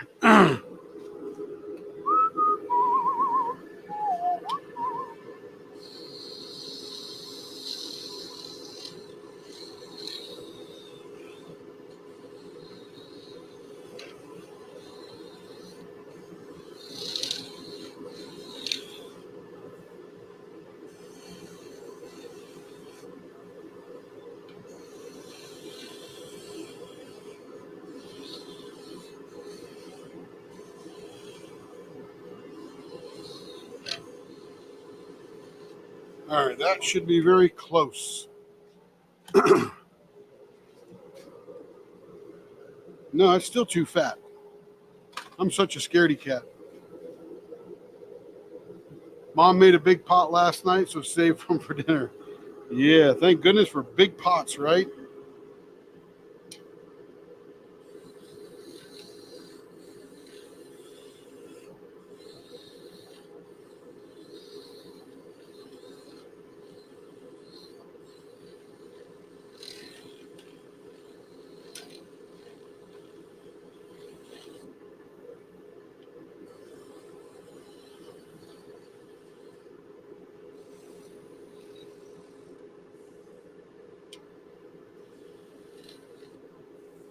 All right, should be close.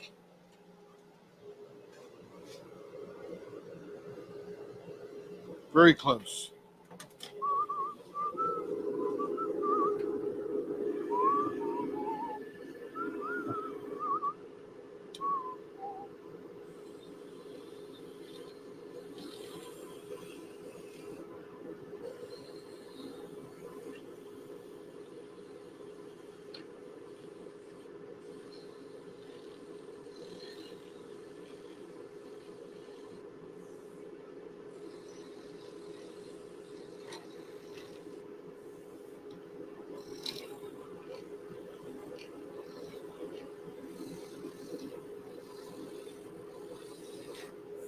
All right, there's that one there. Now,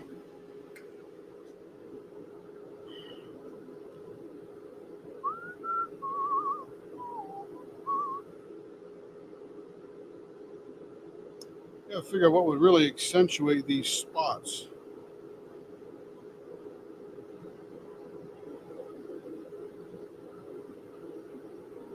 think it might be the, I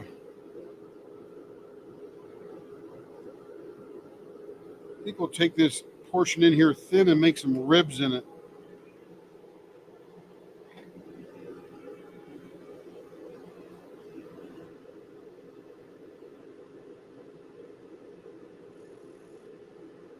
We'll do 5 ribs down in there.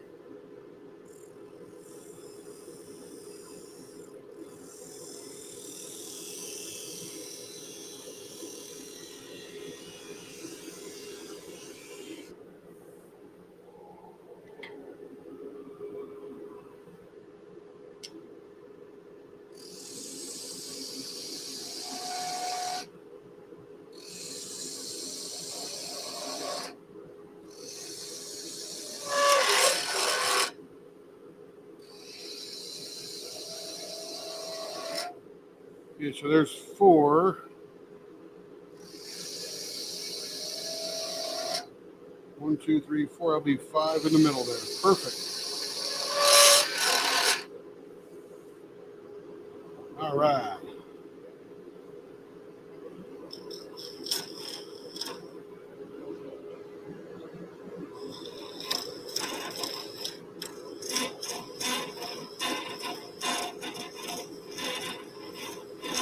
Turn the speed down a little bit as I nibble down in here.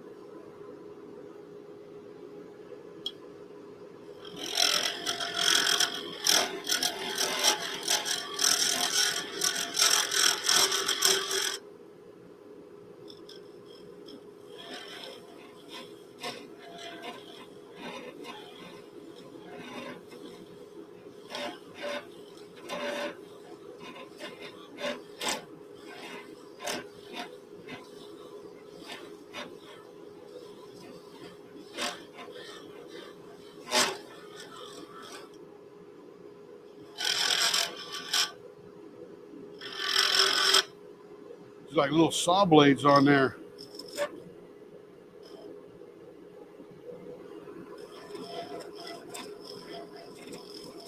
That may be true, Lee.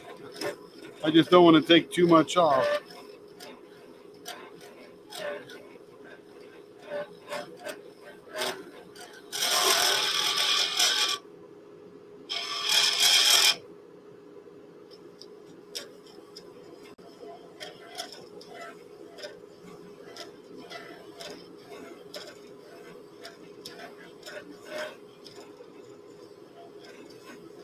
I did a pen for Carrie that was just like this design, and I really, really like it. And it was on some kind of rainbow white color thing. I guess it was mostly white with a bunch of green, red, orange, yellow, and there's a blank we bought, and it was just all trimmed in there nicely. What's that? That pen that you sold that you were using on the cruise, Oh, yeah. I'm doing that same kind of design here. Yeah. I like that little thinner rib design. Really gets rid of a lot of weight, and it looks cool and rests against your arm or your palm really well.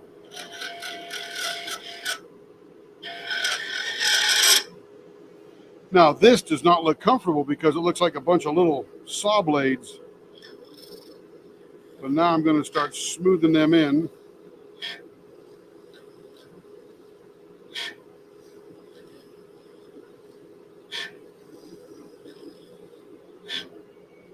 There we go.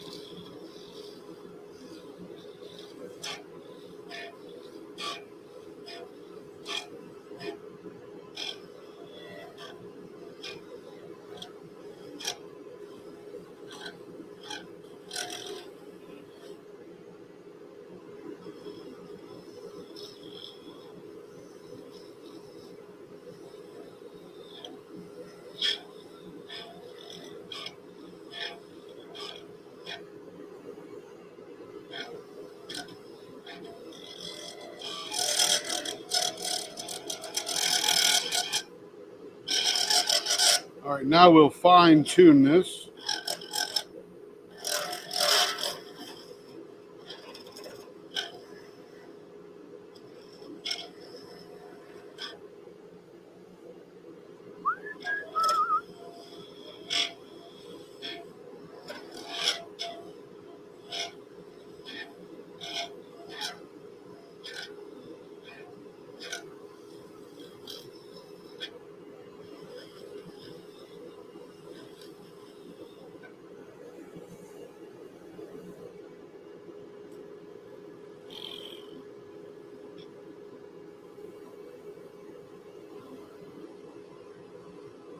That feels pretty cool.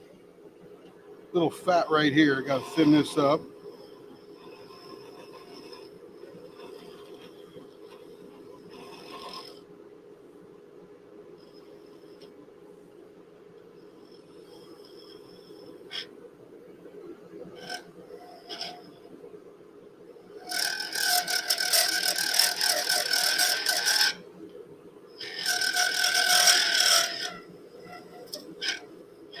And now I got to eyeball it across there to make sure it looks nice and even.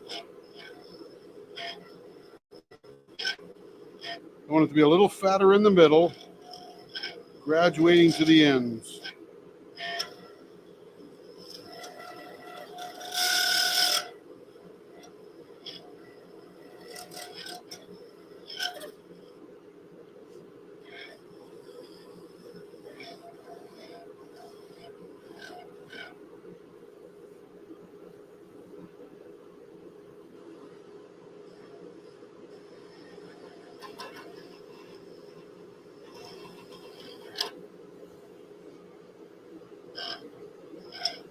All right, that's cool.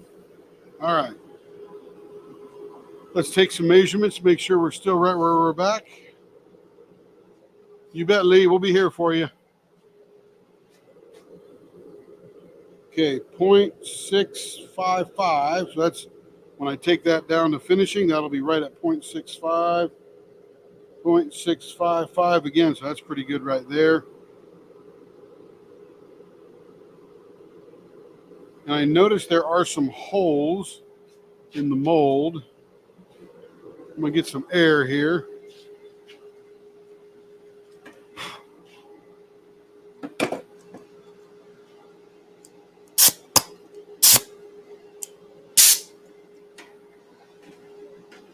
Drag my hose over.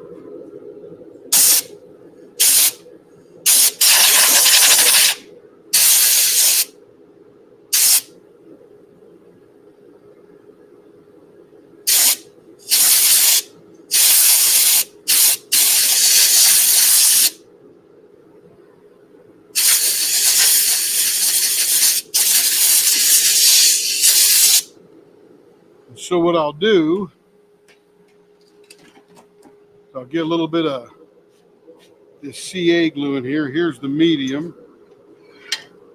Let me get this down here because I don't want super glue on the bed of my lathe. And then I got to get the finisher. Where's that at?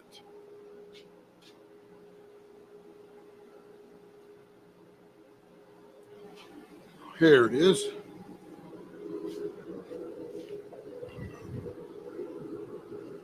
There's one positive bubble there.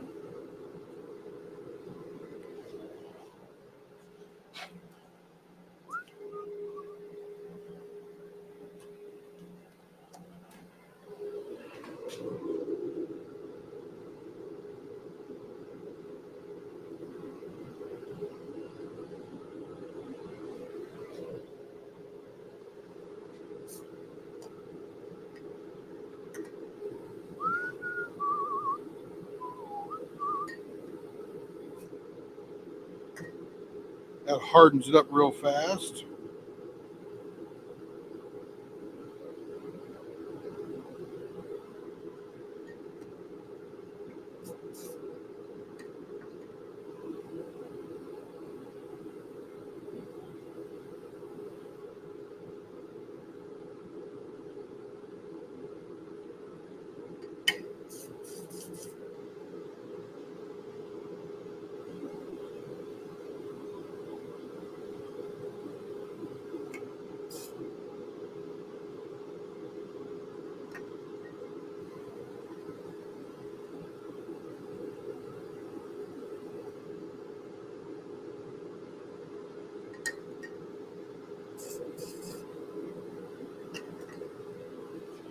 There's just a couple of rough edges at the intersection of some of those pieces in the mold. So we just want to get those filled, and then we'll sand those off. That way, be super smooth.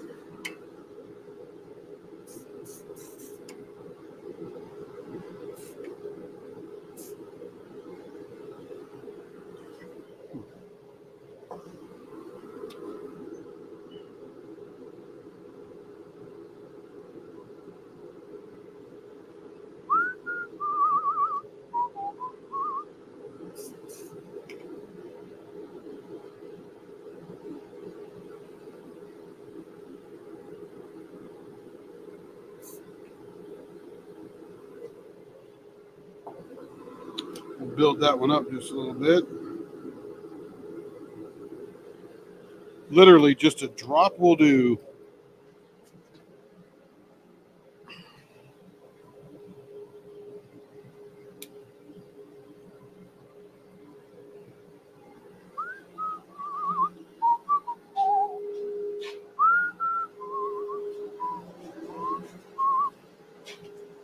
We'll give that a second to flash off and get hard. In the meantime, I'll look for a little screwdriver to clean out this cap.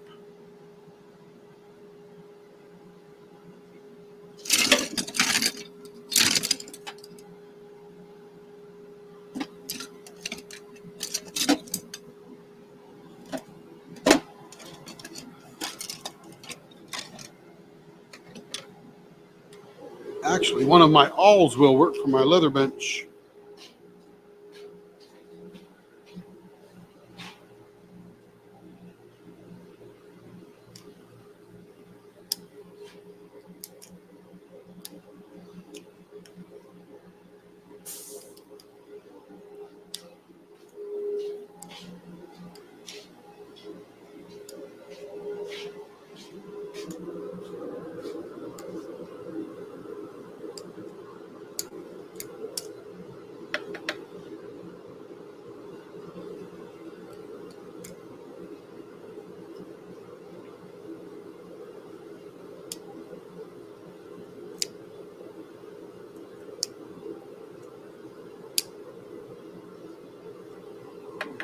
Good thing I got something to play with while I'm waiting for that to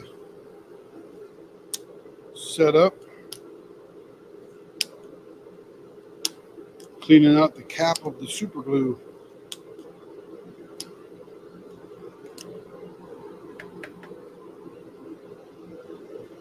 Ouch! Just drove it into my finger. That hurts. All right, I guess that's far enough. Yeah, when the awl goes into the end of your finger, that's far enough.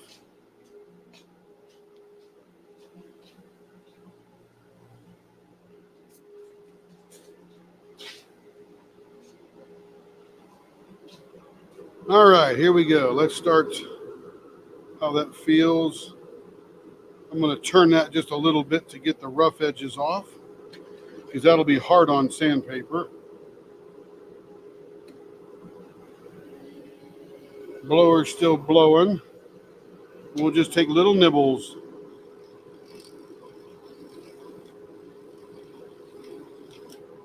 And I'll feel it with my finger.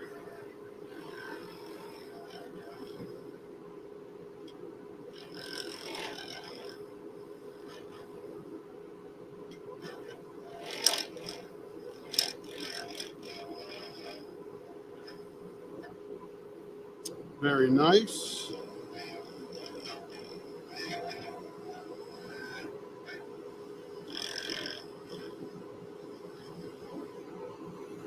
Ah, baby smooth. I love it.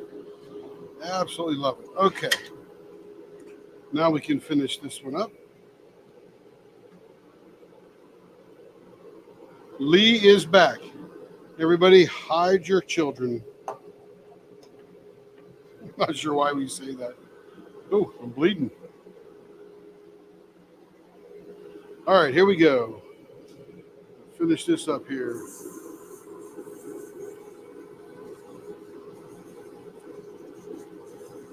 Hide your money, hide your children, Hide your poker chips.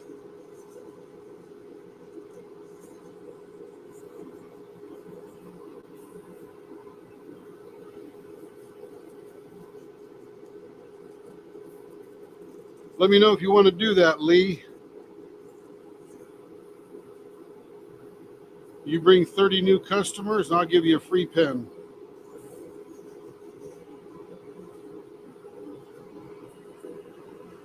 And if you do it by Thanksgiving, I'll give you 2.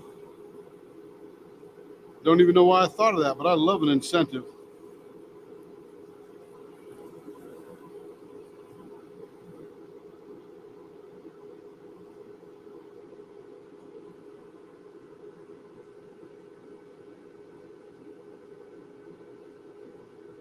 I never thought about that before. That's a great promotional program.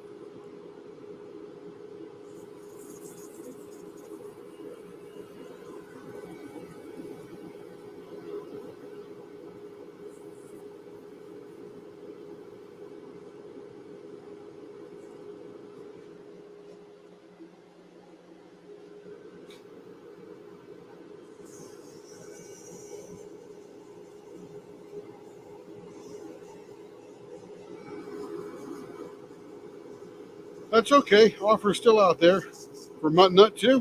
What the heck? For anybody.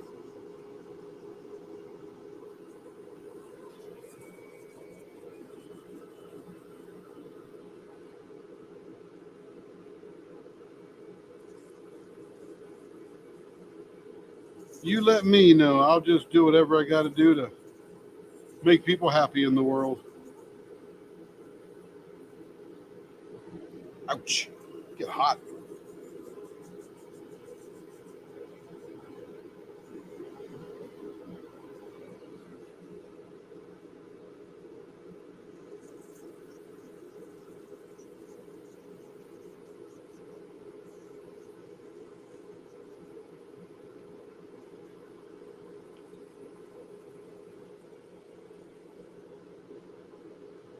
You should get on there and do some whipping chat, Lee.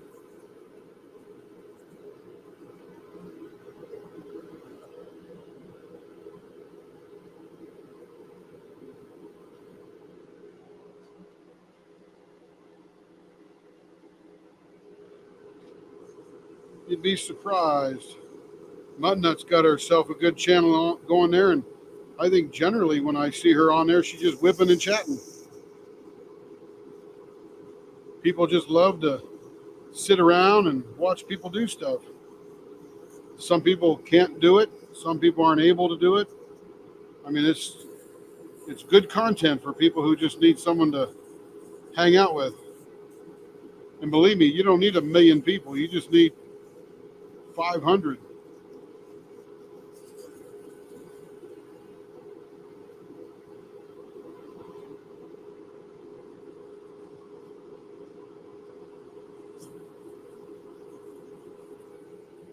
I mean, look at me. I'm just turning pens, and there's usually 5 to 10 people in here.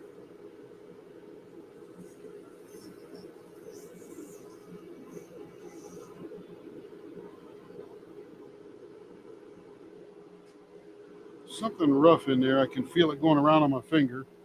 I'm going to get out the heavy duty stuff here. See if I can't bring that down to size.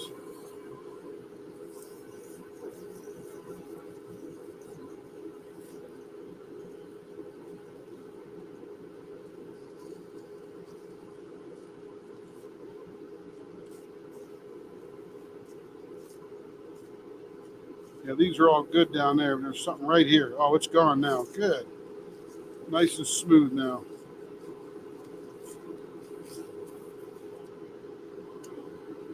Beautiful. All right. Back to the regular stuff here. Now we'll take those scratches out, make them smaller.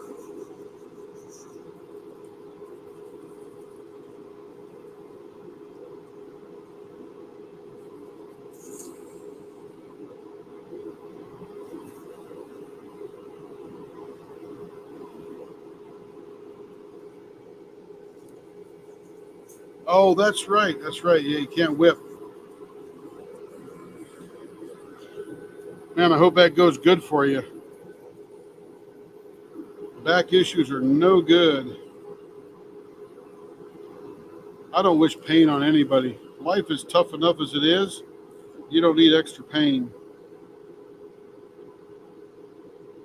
I think we're just about getting there.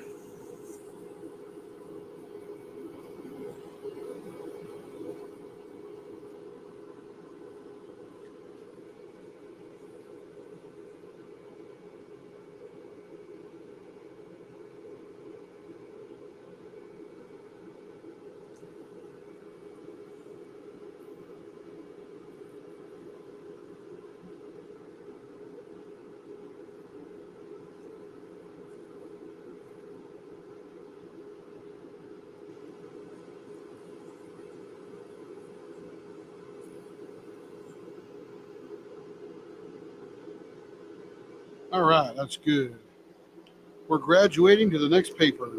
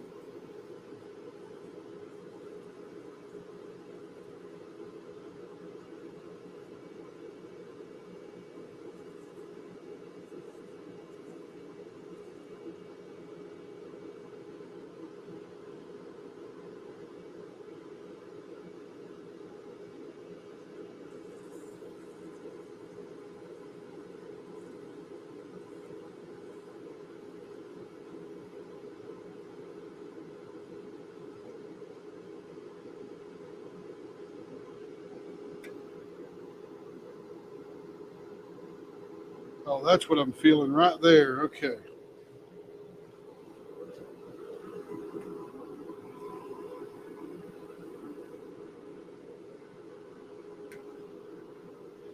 Turn the blower off. Let me get the air back out here and clean out that. I kept feeling that little hole in there.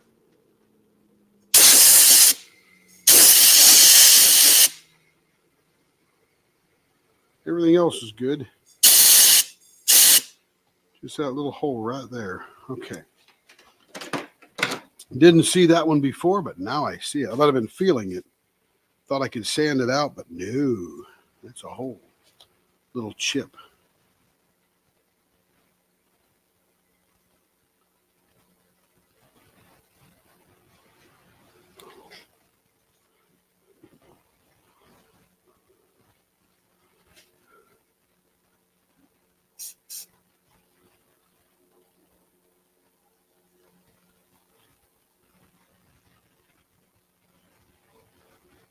Yeah, the rest of it looks pretty good once I get my grubby paws off it.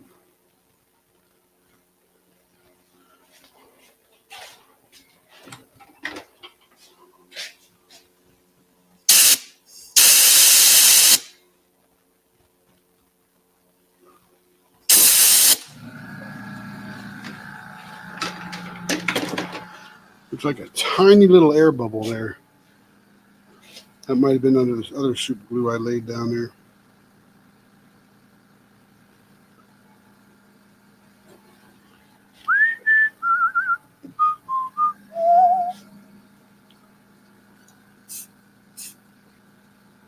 Oh, I think that's in the white plastic. Oh, that's the white resin.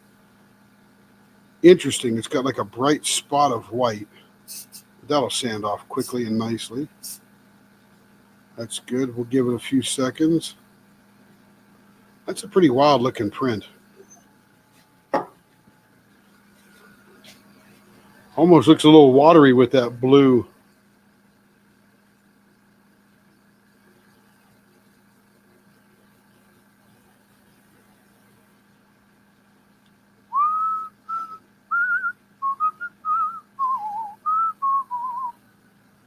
I don't know how instantly hard this stuff gets with this little activator.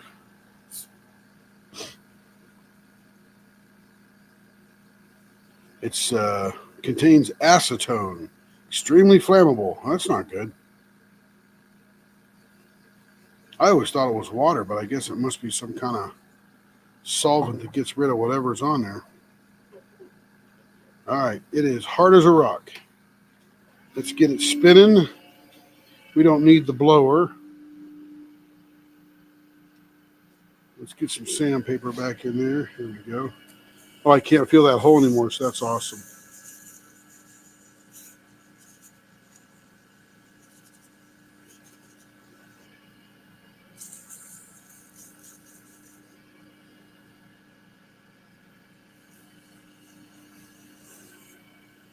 Ouch, that's hot. A lot of heat buildup. Ah, it's getting better. Good, good, good.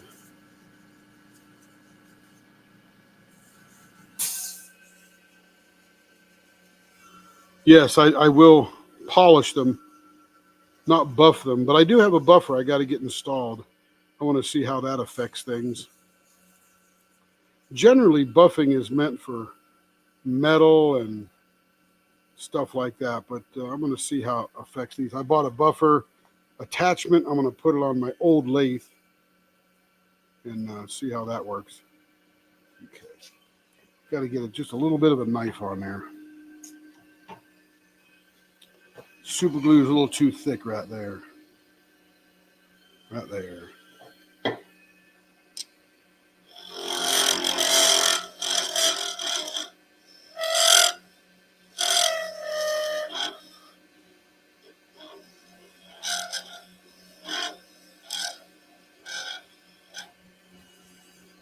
Much nicer.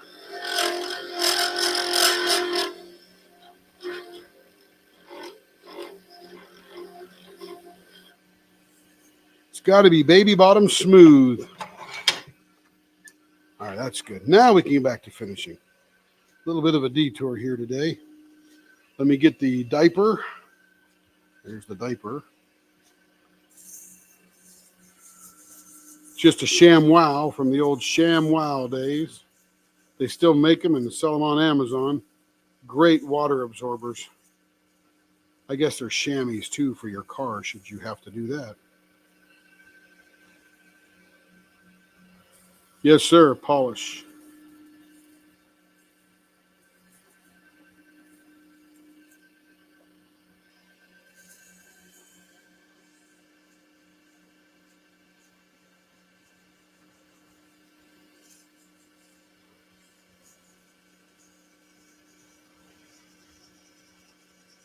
All right.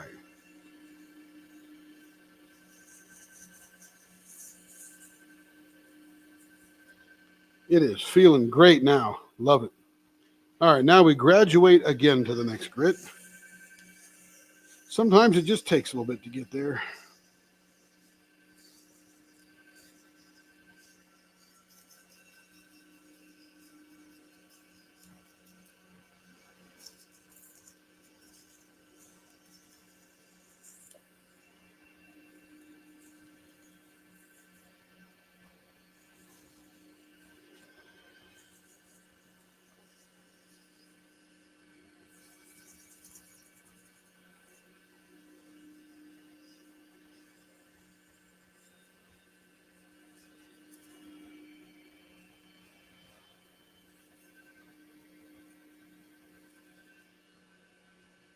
Whew, that's feeling good now. Feeling good now.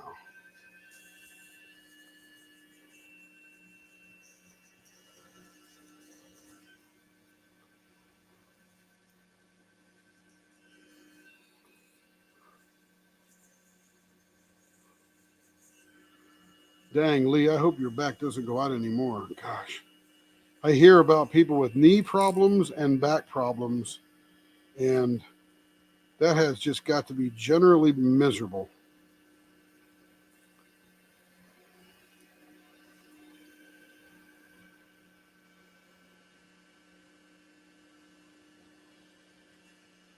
I feel for you because I know when I get kidney stones, man, that's the worst feeling in the world. Doesn't last long. They pass, but yuck, feels terrible. I couldn't imagine that being back pain forever. Ooh, that's feeling good. I think I did that one there. Let's go to the next one. We're graduating up.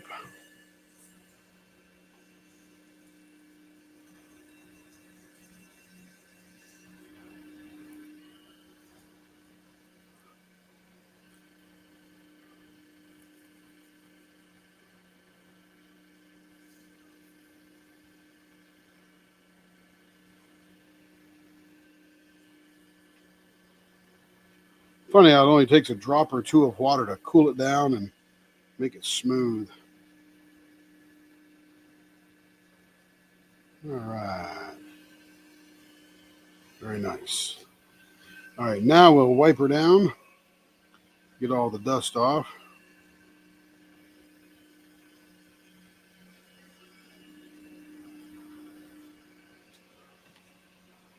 And here we go. Let's grab some polish here. I'm telling you, this bottle here, this Plastex, I thought this was empty. It's probably not much in the bottom, but I have used this for a month now. And I bought another bottle. It's been sitting there for a while. There's just, I guess it doesn't take much, and there's just enough in there.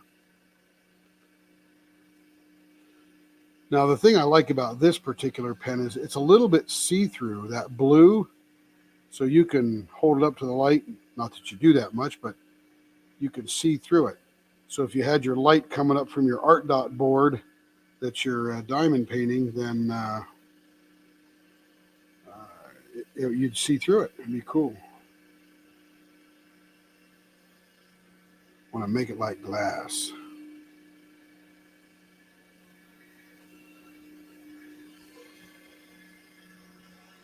All right, there it is.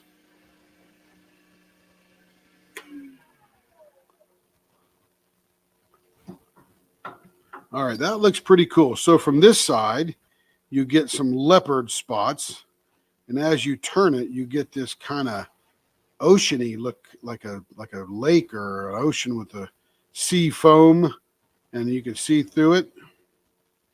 And you're back to dogs again, and then you're on this side where you've got sort of that same look. Way cool.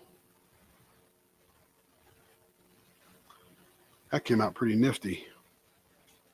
You don't really notice the leopard spots too much unless you're looking directly at them. I think we'd probably need a bigger contrast between the leopard spots and whatever. Oh my goodness. Wow. Look at that.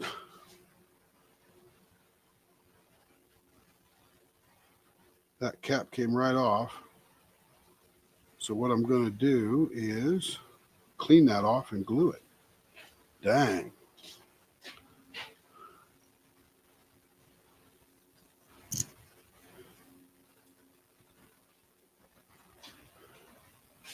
So let's get a little water on there first and get all that powder off there. That's interesting. And this is all resin. So it's not like there's a 3D printing in there.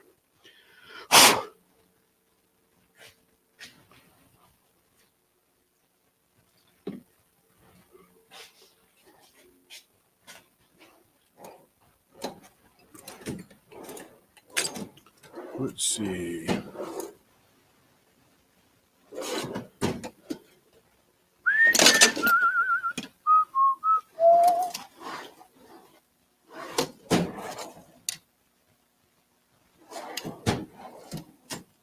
Looking for a little brush to brush that out. And I know I got them here somewhere.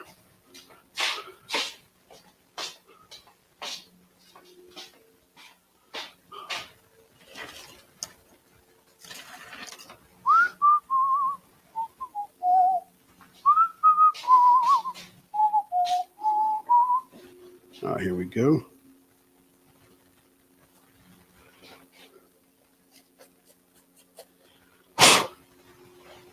All right, that end is all cleaned up. Let me blow it off.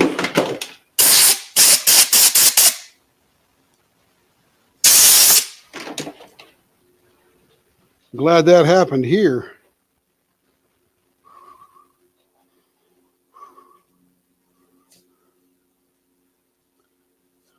Yeah, the good thing is the super glue is even stronger than the resin.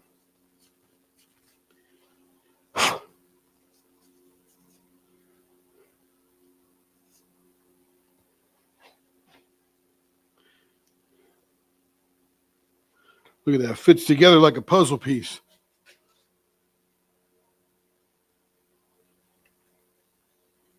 I'll super glue that and then we'll sand that end up again.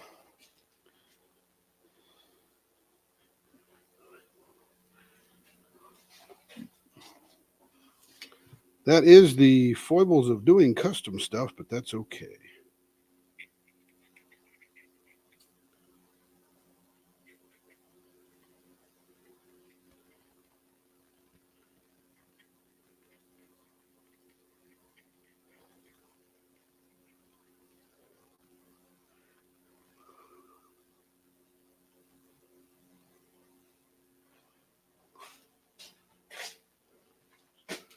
All right, so I will get that in there. I'm going to get a clamp because that will stick more to my finger than it will the clamp.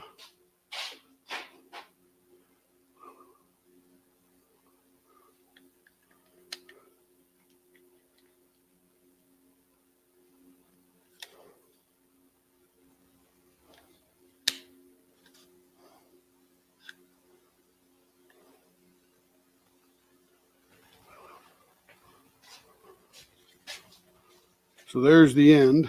It's in the clamp. It's being clamped down now. Now I'm going to activate it.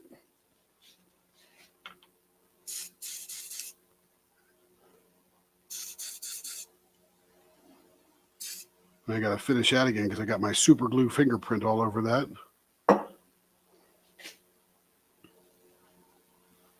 And we're going to leave that there for a minute because I want it to get maximum pressure.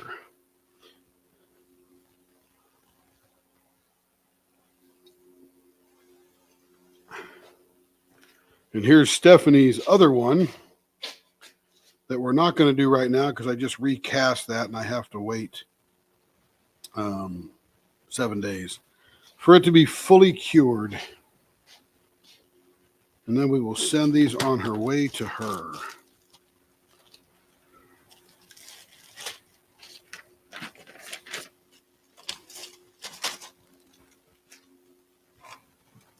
While we're waiting for that to fully cure, I did pour this pen blank.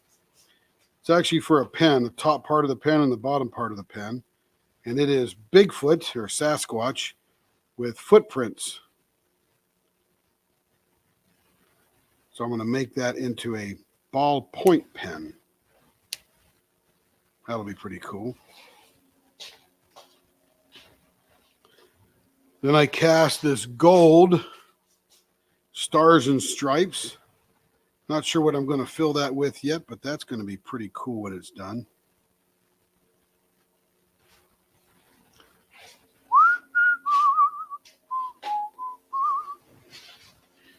And then I did this gold honeycomb. And I got to figure out something that'll go well with that reminds you of bees. Maybe a honey-colored inside. That might look pretty wild.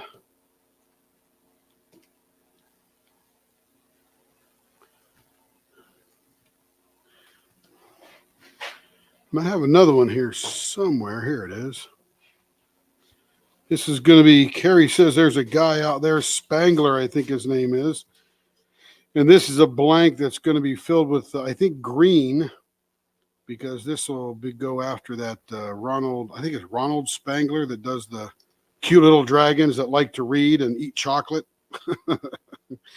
So this will be pretty neat. It's got a little bit of dragon scale in the middle with a couple of flying dragons type of thing. So just playing around in the shop, trying to come up with some cool stuff. All right, this should be fully cured now. And I'm not going to use the bushings.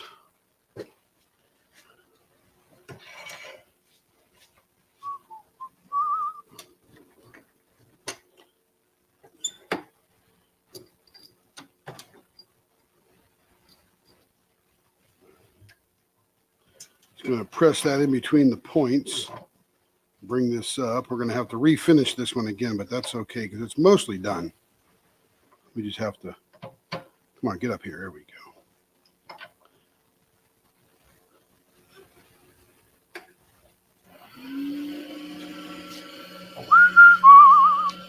Turn the blower on.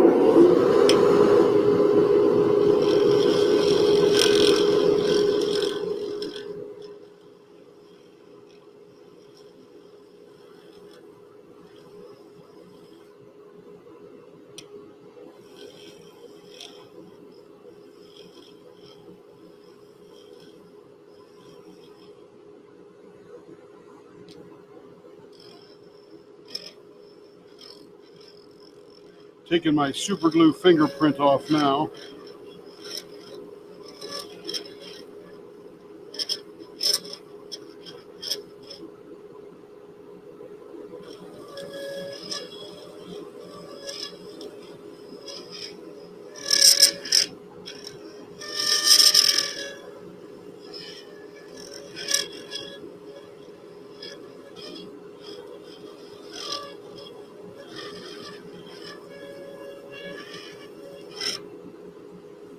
All right, that feels nice. A little bit more attention right there.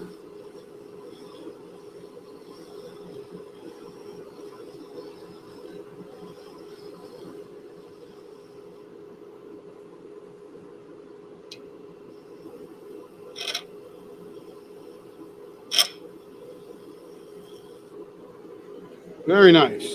Okay. Turn the blower off. Back to square one on this one. Sometimes you can crank these pens out pretty quick. Other times you got a little bit of an issue. So we just take care of the issues. They don't happen often. All right, let's get some sandpaper here.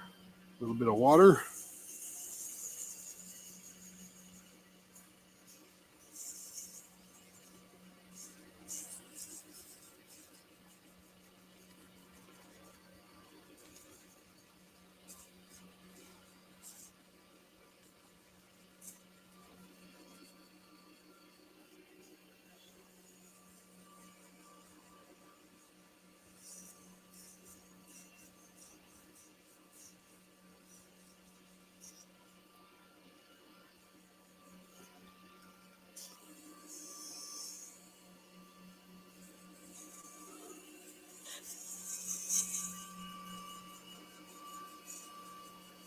I don't even need to touch that other end there because it is done and done well.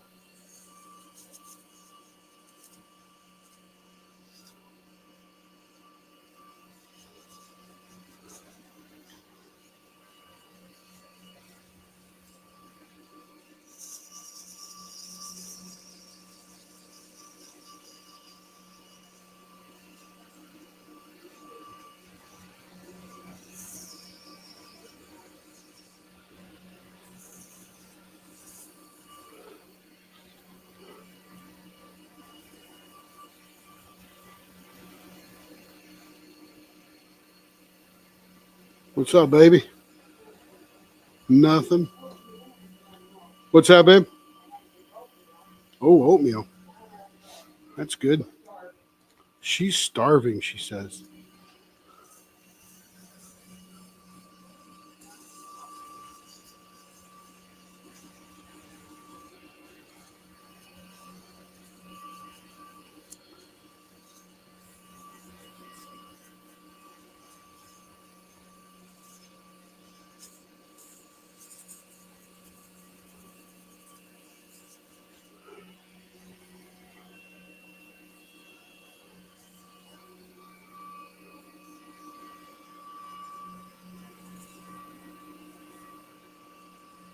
Ouch. Like a hot, woo. Need water. Randall Spangler. There you go. Yeah. So we're going to do a little series of these little dragon things, Carrie says, which means I got to get busy this week casting because I only have one little mold. So if I want to do 10 pens, I got to do 10 molds or 10 little castings.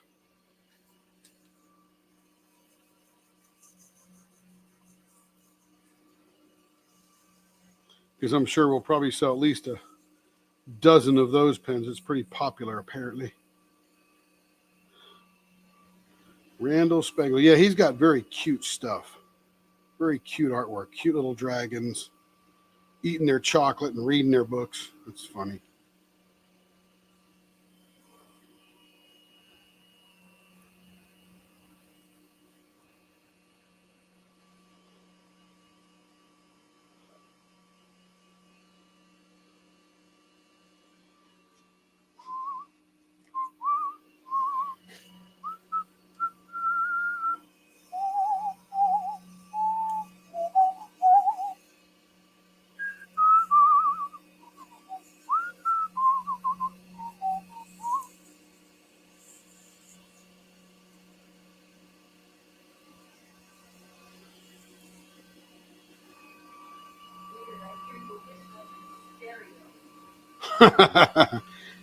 Carrie says she hears my whistling in stereo. And that is awesome, I say. Okay. Let's try this again. See, so as long as we have all the parts, you can pretty much do anything to these things and make them turn out great. Recover them, redo them, fix them when they're broken, all that good stuff.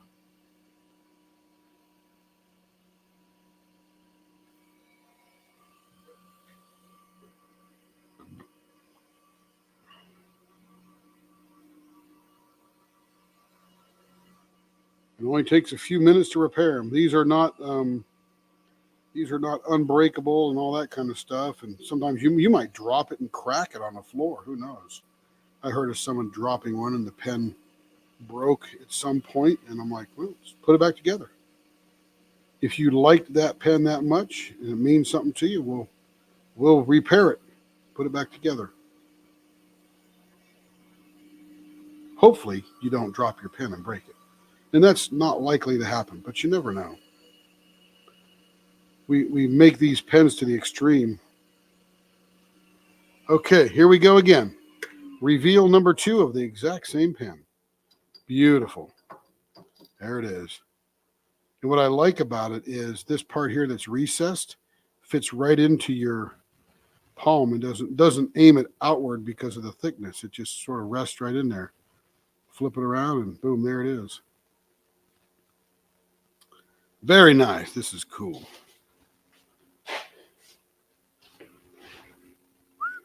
Let me put the cap on the super glue because we don't want that everywhere. All right. Let me put that in the bag. That's in the out box.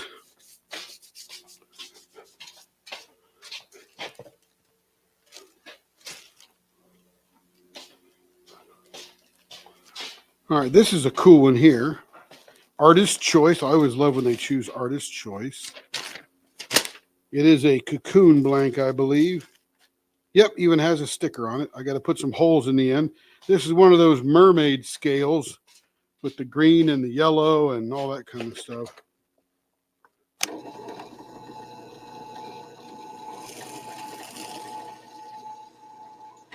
Now this one is a 3D printed blank and then filled with resin.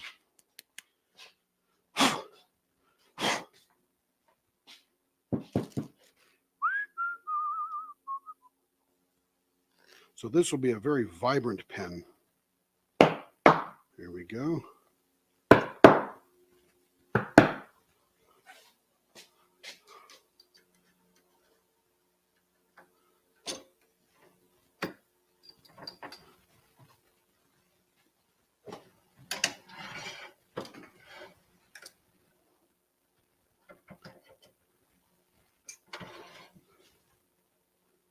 right, we got to round this one up.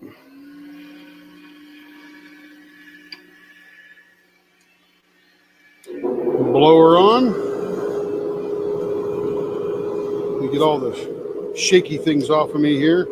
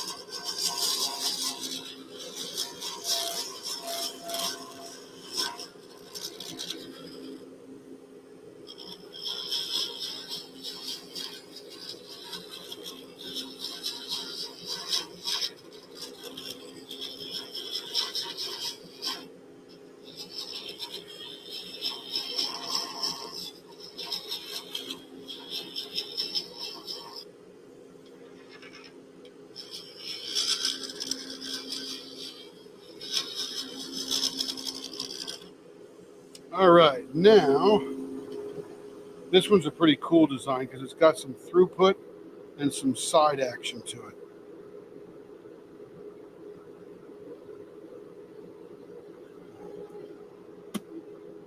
This one really benefits from the waves and the high points. So let's throw us a finger hold on there first.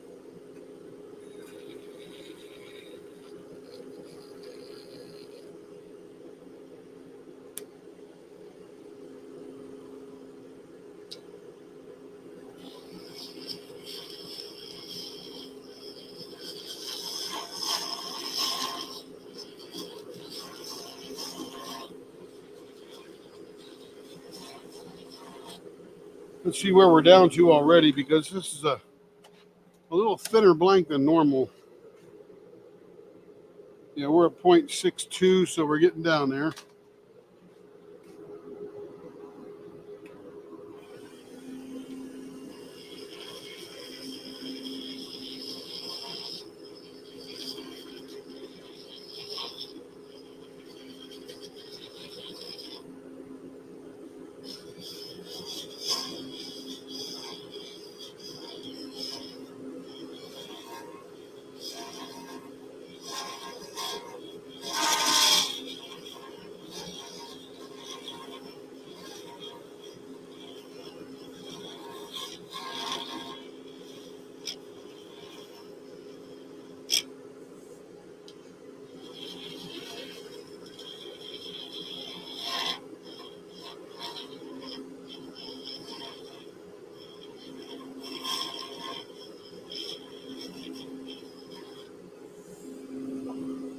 let's measure that.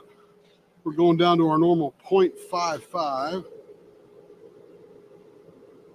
0.59, getting very close.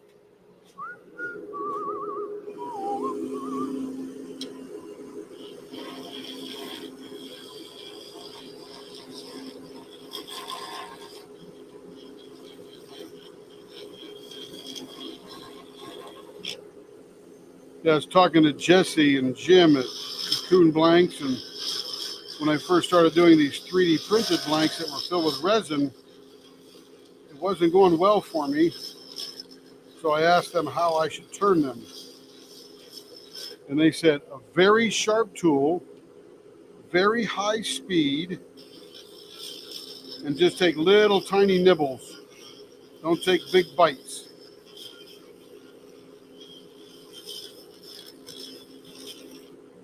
So that's what I'm doing. And it seems to always work out pretty good now.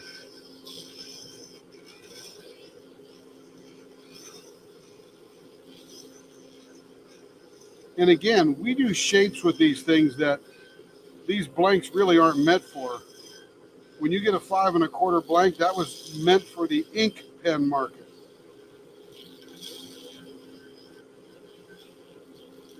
And it doesn't get all these extreme points and curves and stuff like that.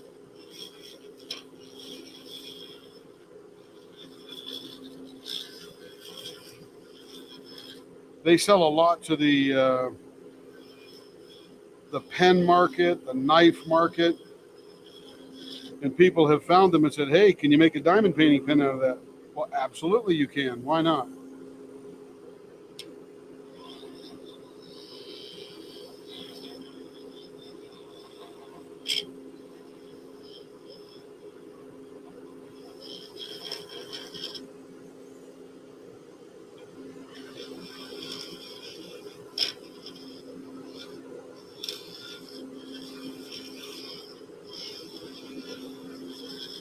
All right, let me measure this end here, see how we're doing. Actually, we'll measure both of them now, make sure I'm on track. And there is 0.55 there and 0.57 there. Hey, Kevin.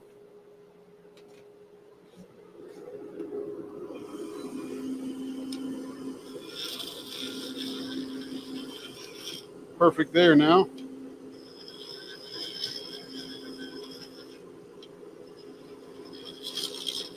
Okay, so now let's give some sweeping curves on this one. You know what might look cool is that thing in the middle. Let's see, 5 1/4, 2 5/8. So there's the middle. And we could make a sweep in the middle. That would give us some pretty cool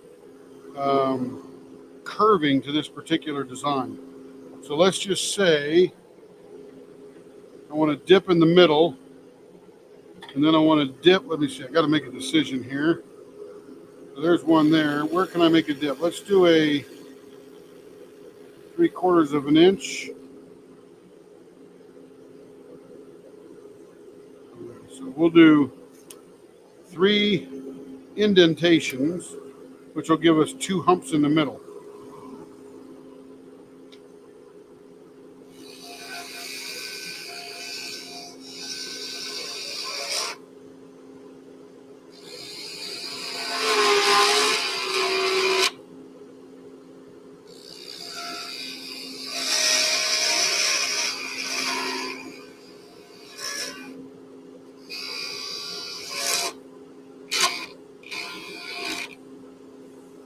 Okay, now sweep down in there with a nice cutter.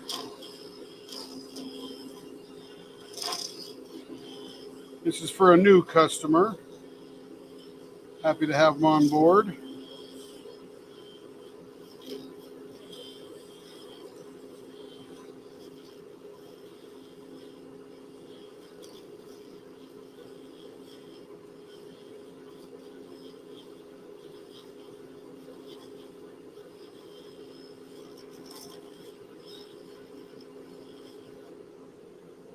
right, there's one indentation.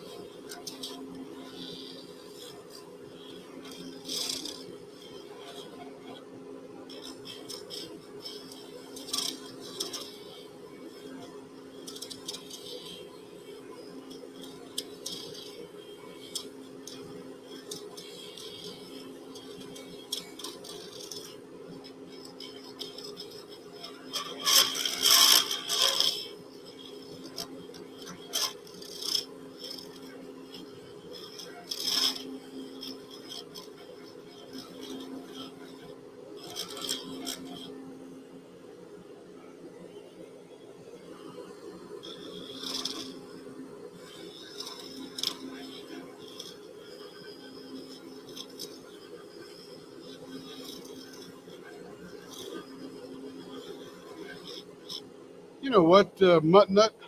I think this could be considered whip and chat as well, because this is definitely my work in progress.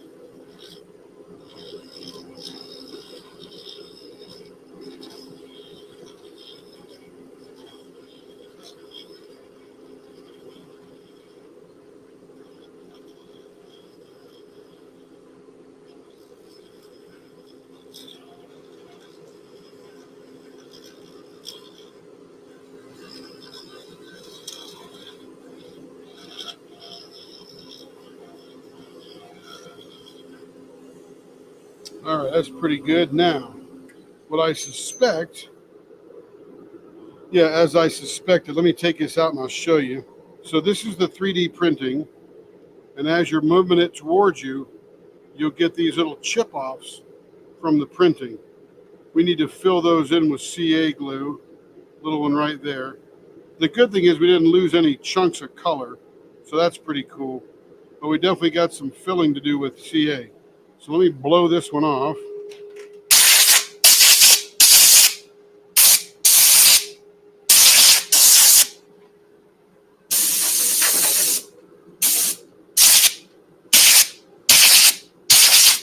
Hopefully that's not hurting anybody's ears. I didn't think of that till just now.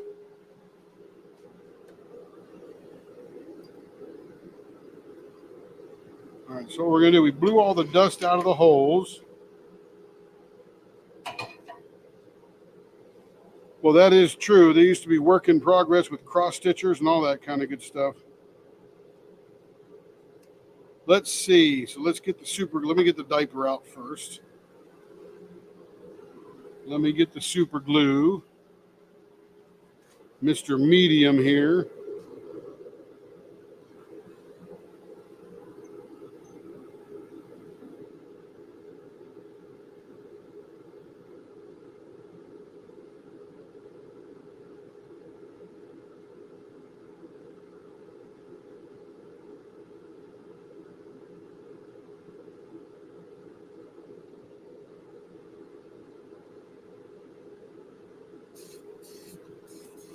Let me turn the blower off. Now visually, you'll see these little things that get torn out as you're turning, but you won't feel them. And that's the key.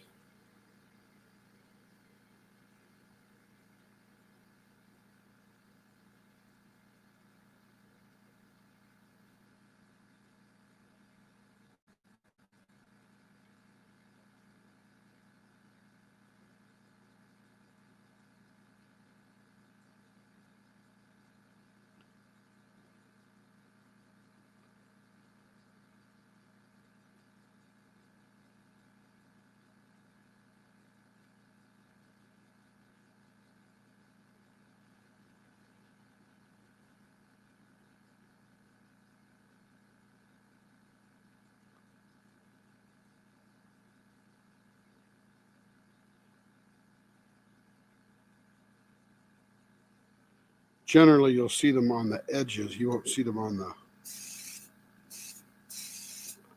Let me get that all stiffened up there.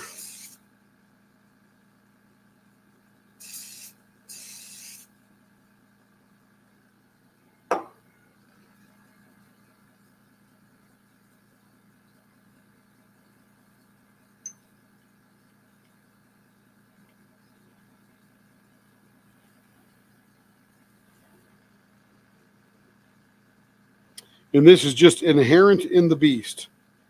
Not much you can do about it. Just fix it. Just fix it. Try to find every one that I can. All right, let's fix this up here.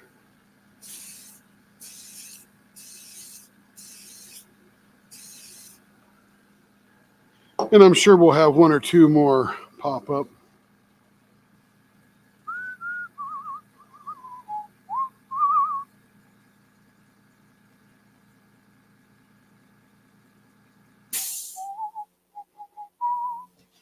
One of the things I want to do is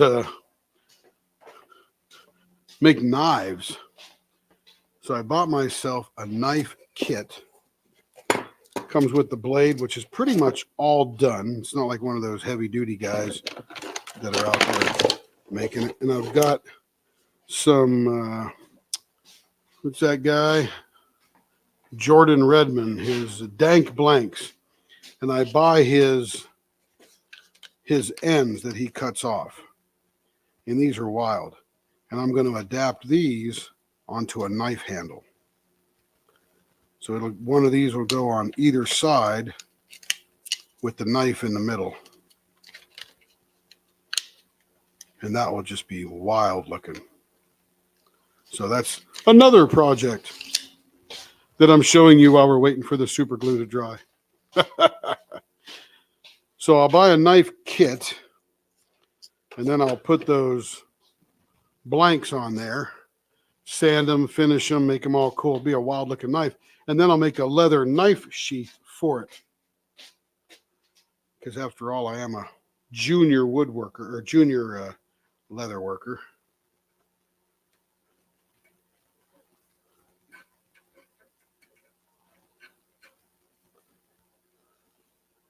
Well, nothing's coming off on my fingers, but I'm sure if I break through that top, there's going to be something underneath. I'll give it a little bit more activator just in case. Stuff's cheap, so we'll just soak it. So yeah, I got a lot of little projects to do. Preparing for retirement. Figure I'll retire another 5 or 6 years. And I need a whole bunch of stuff to do or I'm going to get bored and drive Carrie crazy.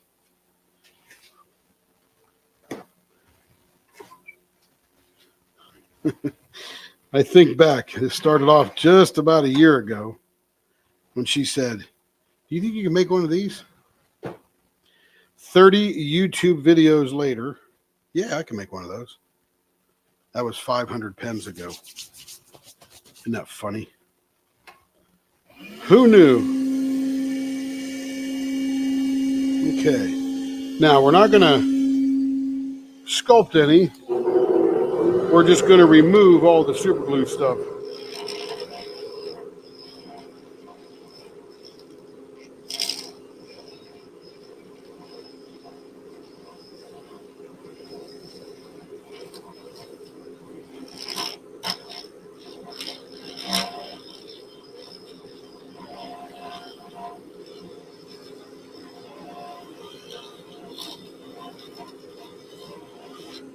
So I'm literally just taking off super glue. And I can see it because it's a shiny reflection in the light.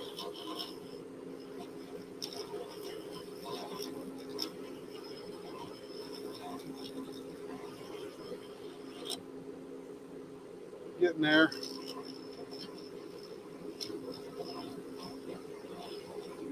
Just got to get rid of enough that I can sand it.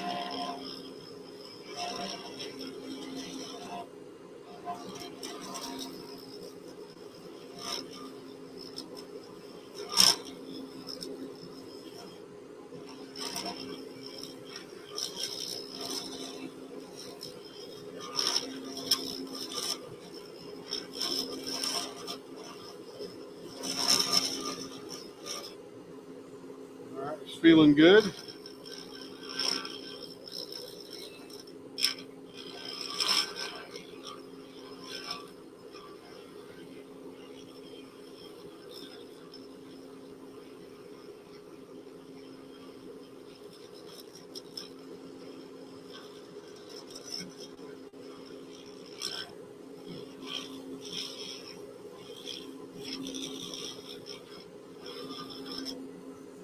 All right, now we can sand it up.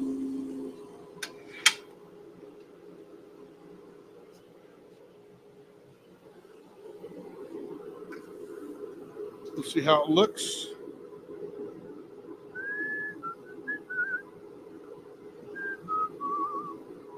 I see one right there.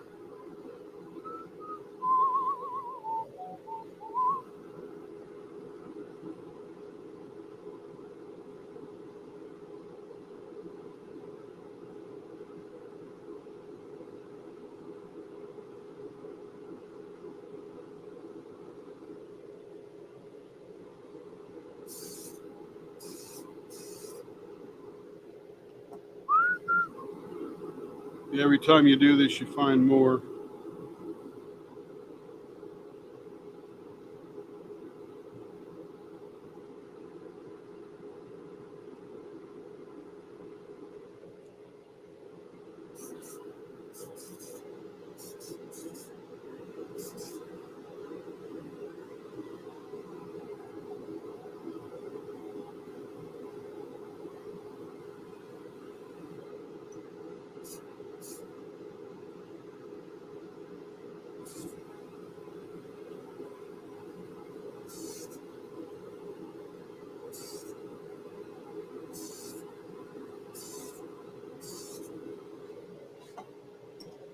Yeah, the thing is, most people wouldn't see all these, but I see them.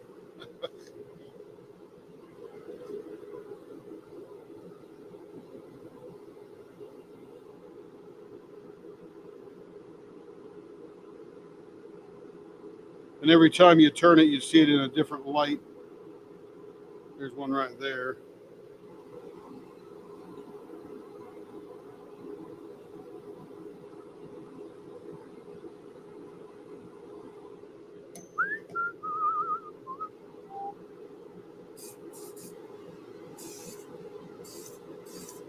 All right, that should do it.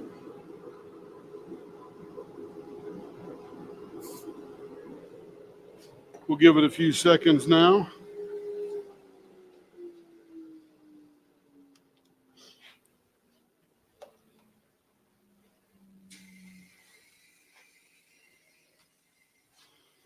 So when anybody wants a 5-inch blank or a 5-inch pen, and I have a 6-inch blank, I eventually cut a piece off, and I've got a whole bucket full of these things I've cut off. The interesting thing is I just saw on Facebook a group where people will take these and turn them into what's called a bead. It's about this big. It's got a hole all the way through the middle, and then they put that parachute cord through it, and then they attach it to their everyday carry knife or wallet or whatever they want. But these beads are all the rage. So I've literally got a bucket. So that's another thing that we can do. You know, here's a whole bucket full of these things. And I could turn a lot of these into beads. That's a pretty cool one there. I'd make a nice bead. That one, not so much. But that's going to be cool. So I'll start figuring out how to do that too. Don't want anything to go to waste.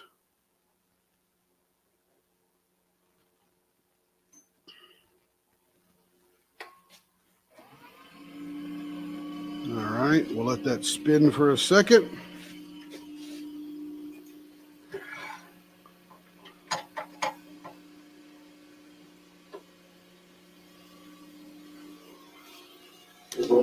Blower on.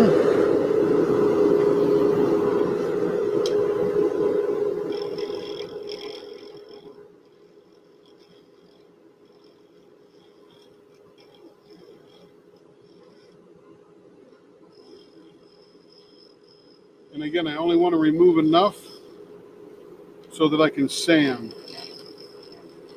super light, super light.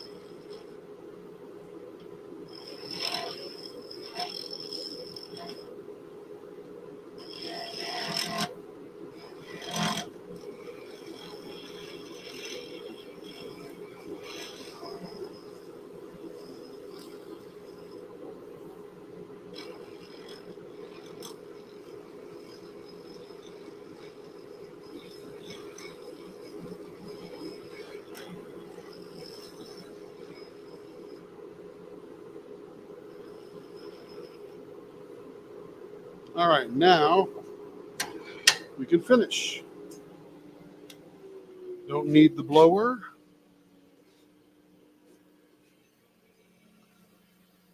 Yeah, so if you Google EDC, which is everyday carry, beads, and you'll see these little ends of the pen that are turned into beads. Even dank blanks. There's guys that buy those big blanks, cut them up into little things and make beads out of them. Who knew? And they look so cool. But that'd be a good way to not waste all that stuff there, because resin isn't cheap.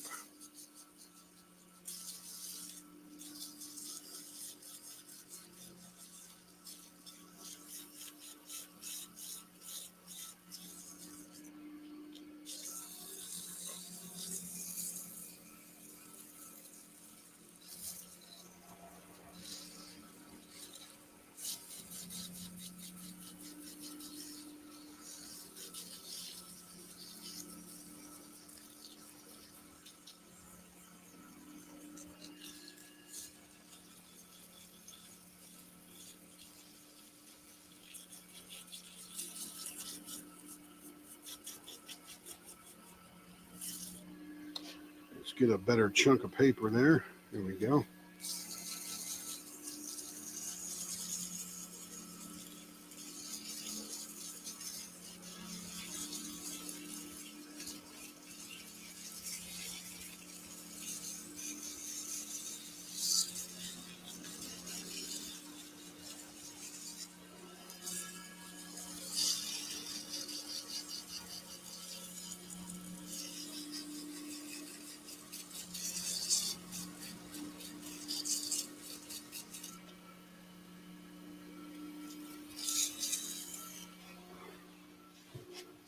I think that chunk of paper is getting all worn out.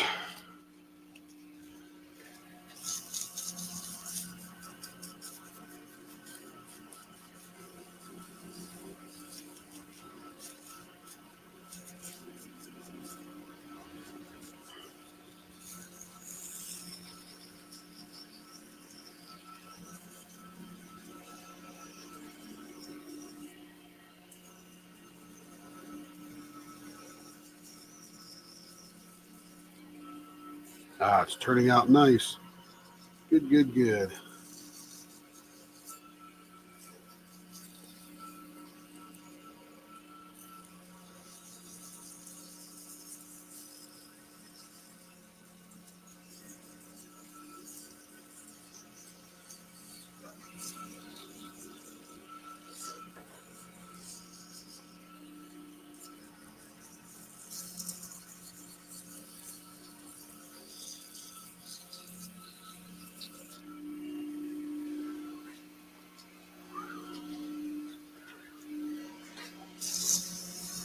Spend a lot of time at this lowest level. Really get that dialed in.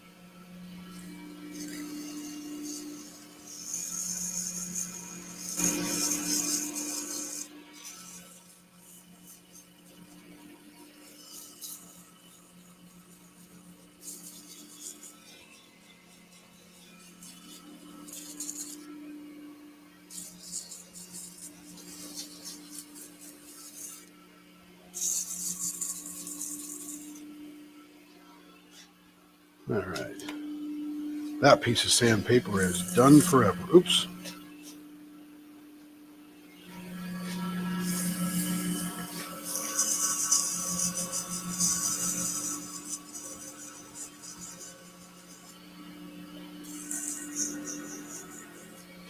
Woo, that's hot. Hot, hot, hot. Oh, I got to turn that down when I'm going so fast.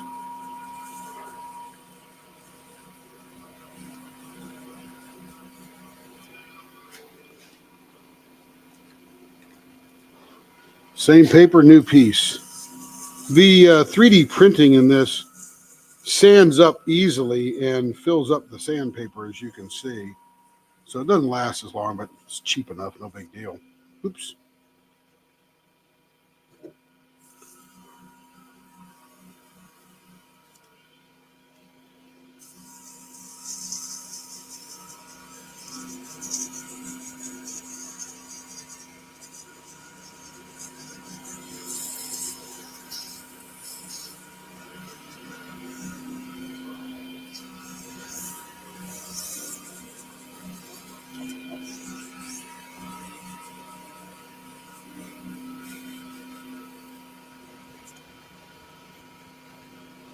Okay. Moving on up to the east side, to a deluxe apartment in the sky.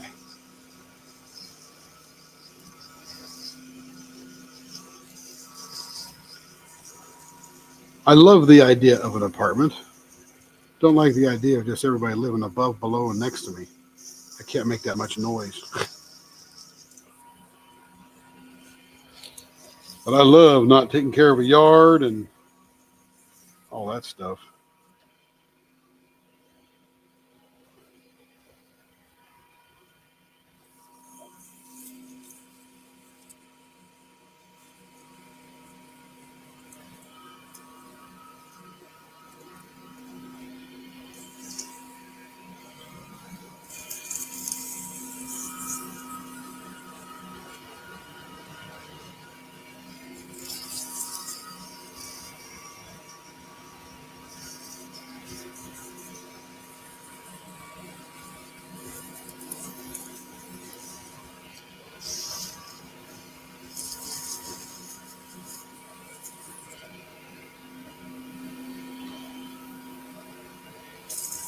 Feeling good.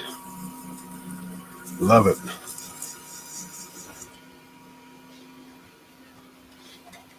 Moving on up to the next paper.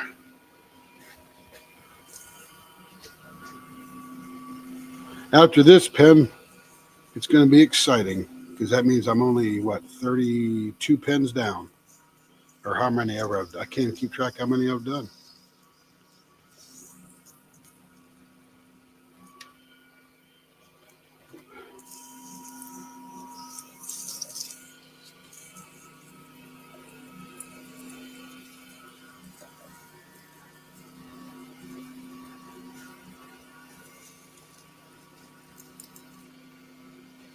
Hi, Kevin. Bobby Knight dies at 83. He lived a long time, didn't he? Kevin is my son, and he is the sports fanatic, and he informs me of the highlights of sports of the day when they happen, and just saw that Bobby Knight died. Wasn't he Indiana, Kev? Indiana and Texas Tech, he says. Super famous college basketball coach.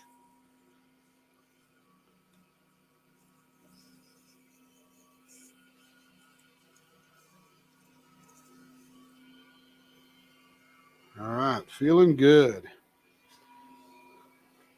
Let's do a little wipe down here, get all the dust and junk off.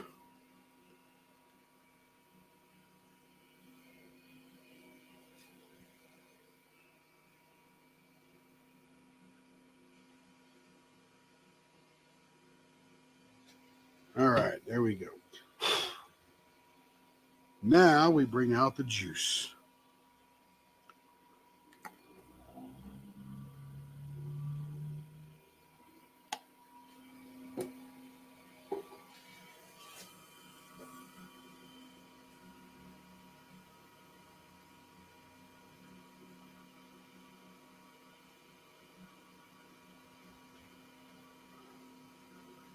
This one should look pretty cool. Good colors in this one. The yellow and the green, the gray with the white structure.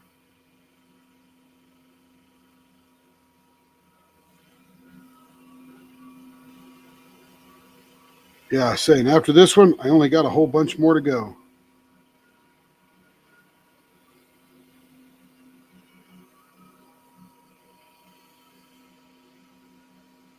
All right, I think it's done. Let's check it out.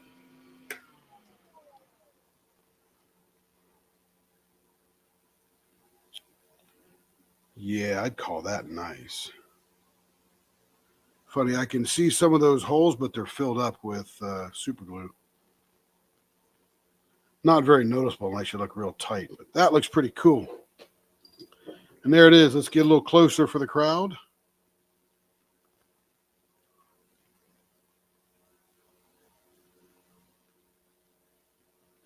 That is a gorgeous pen. I love the colors in that thing.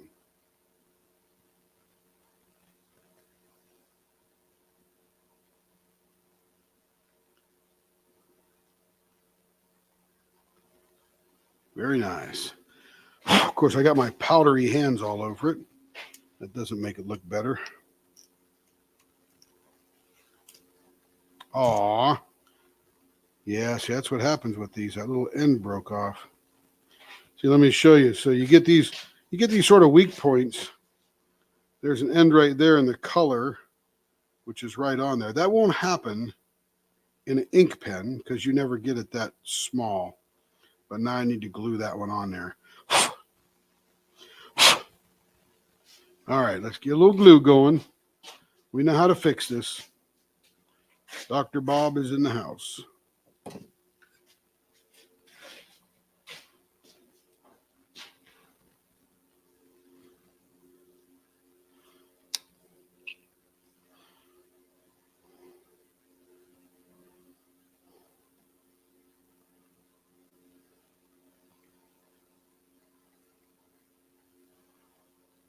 Good thing is the super glue makes a better bond than the resin did.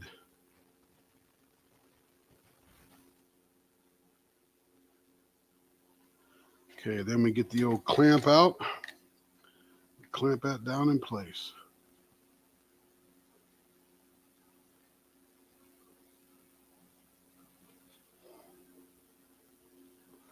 Yep. That is clamped down.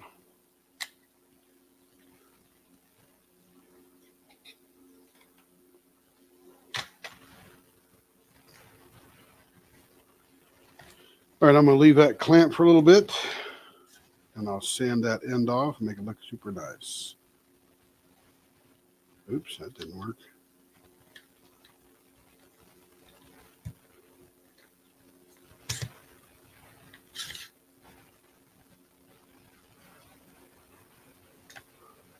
I have to hold that with my hand because it's a bit of an angle. Let me hit it with the activator.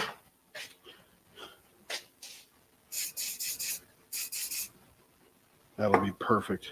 Wonderful, wonderful. All right, I'll sand that down here in a little bit. Everybody have a great afternoon. We're going to stop streaming now because, quite frankly, I'm hungry. And, yeah, those ends, I'll tell you,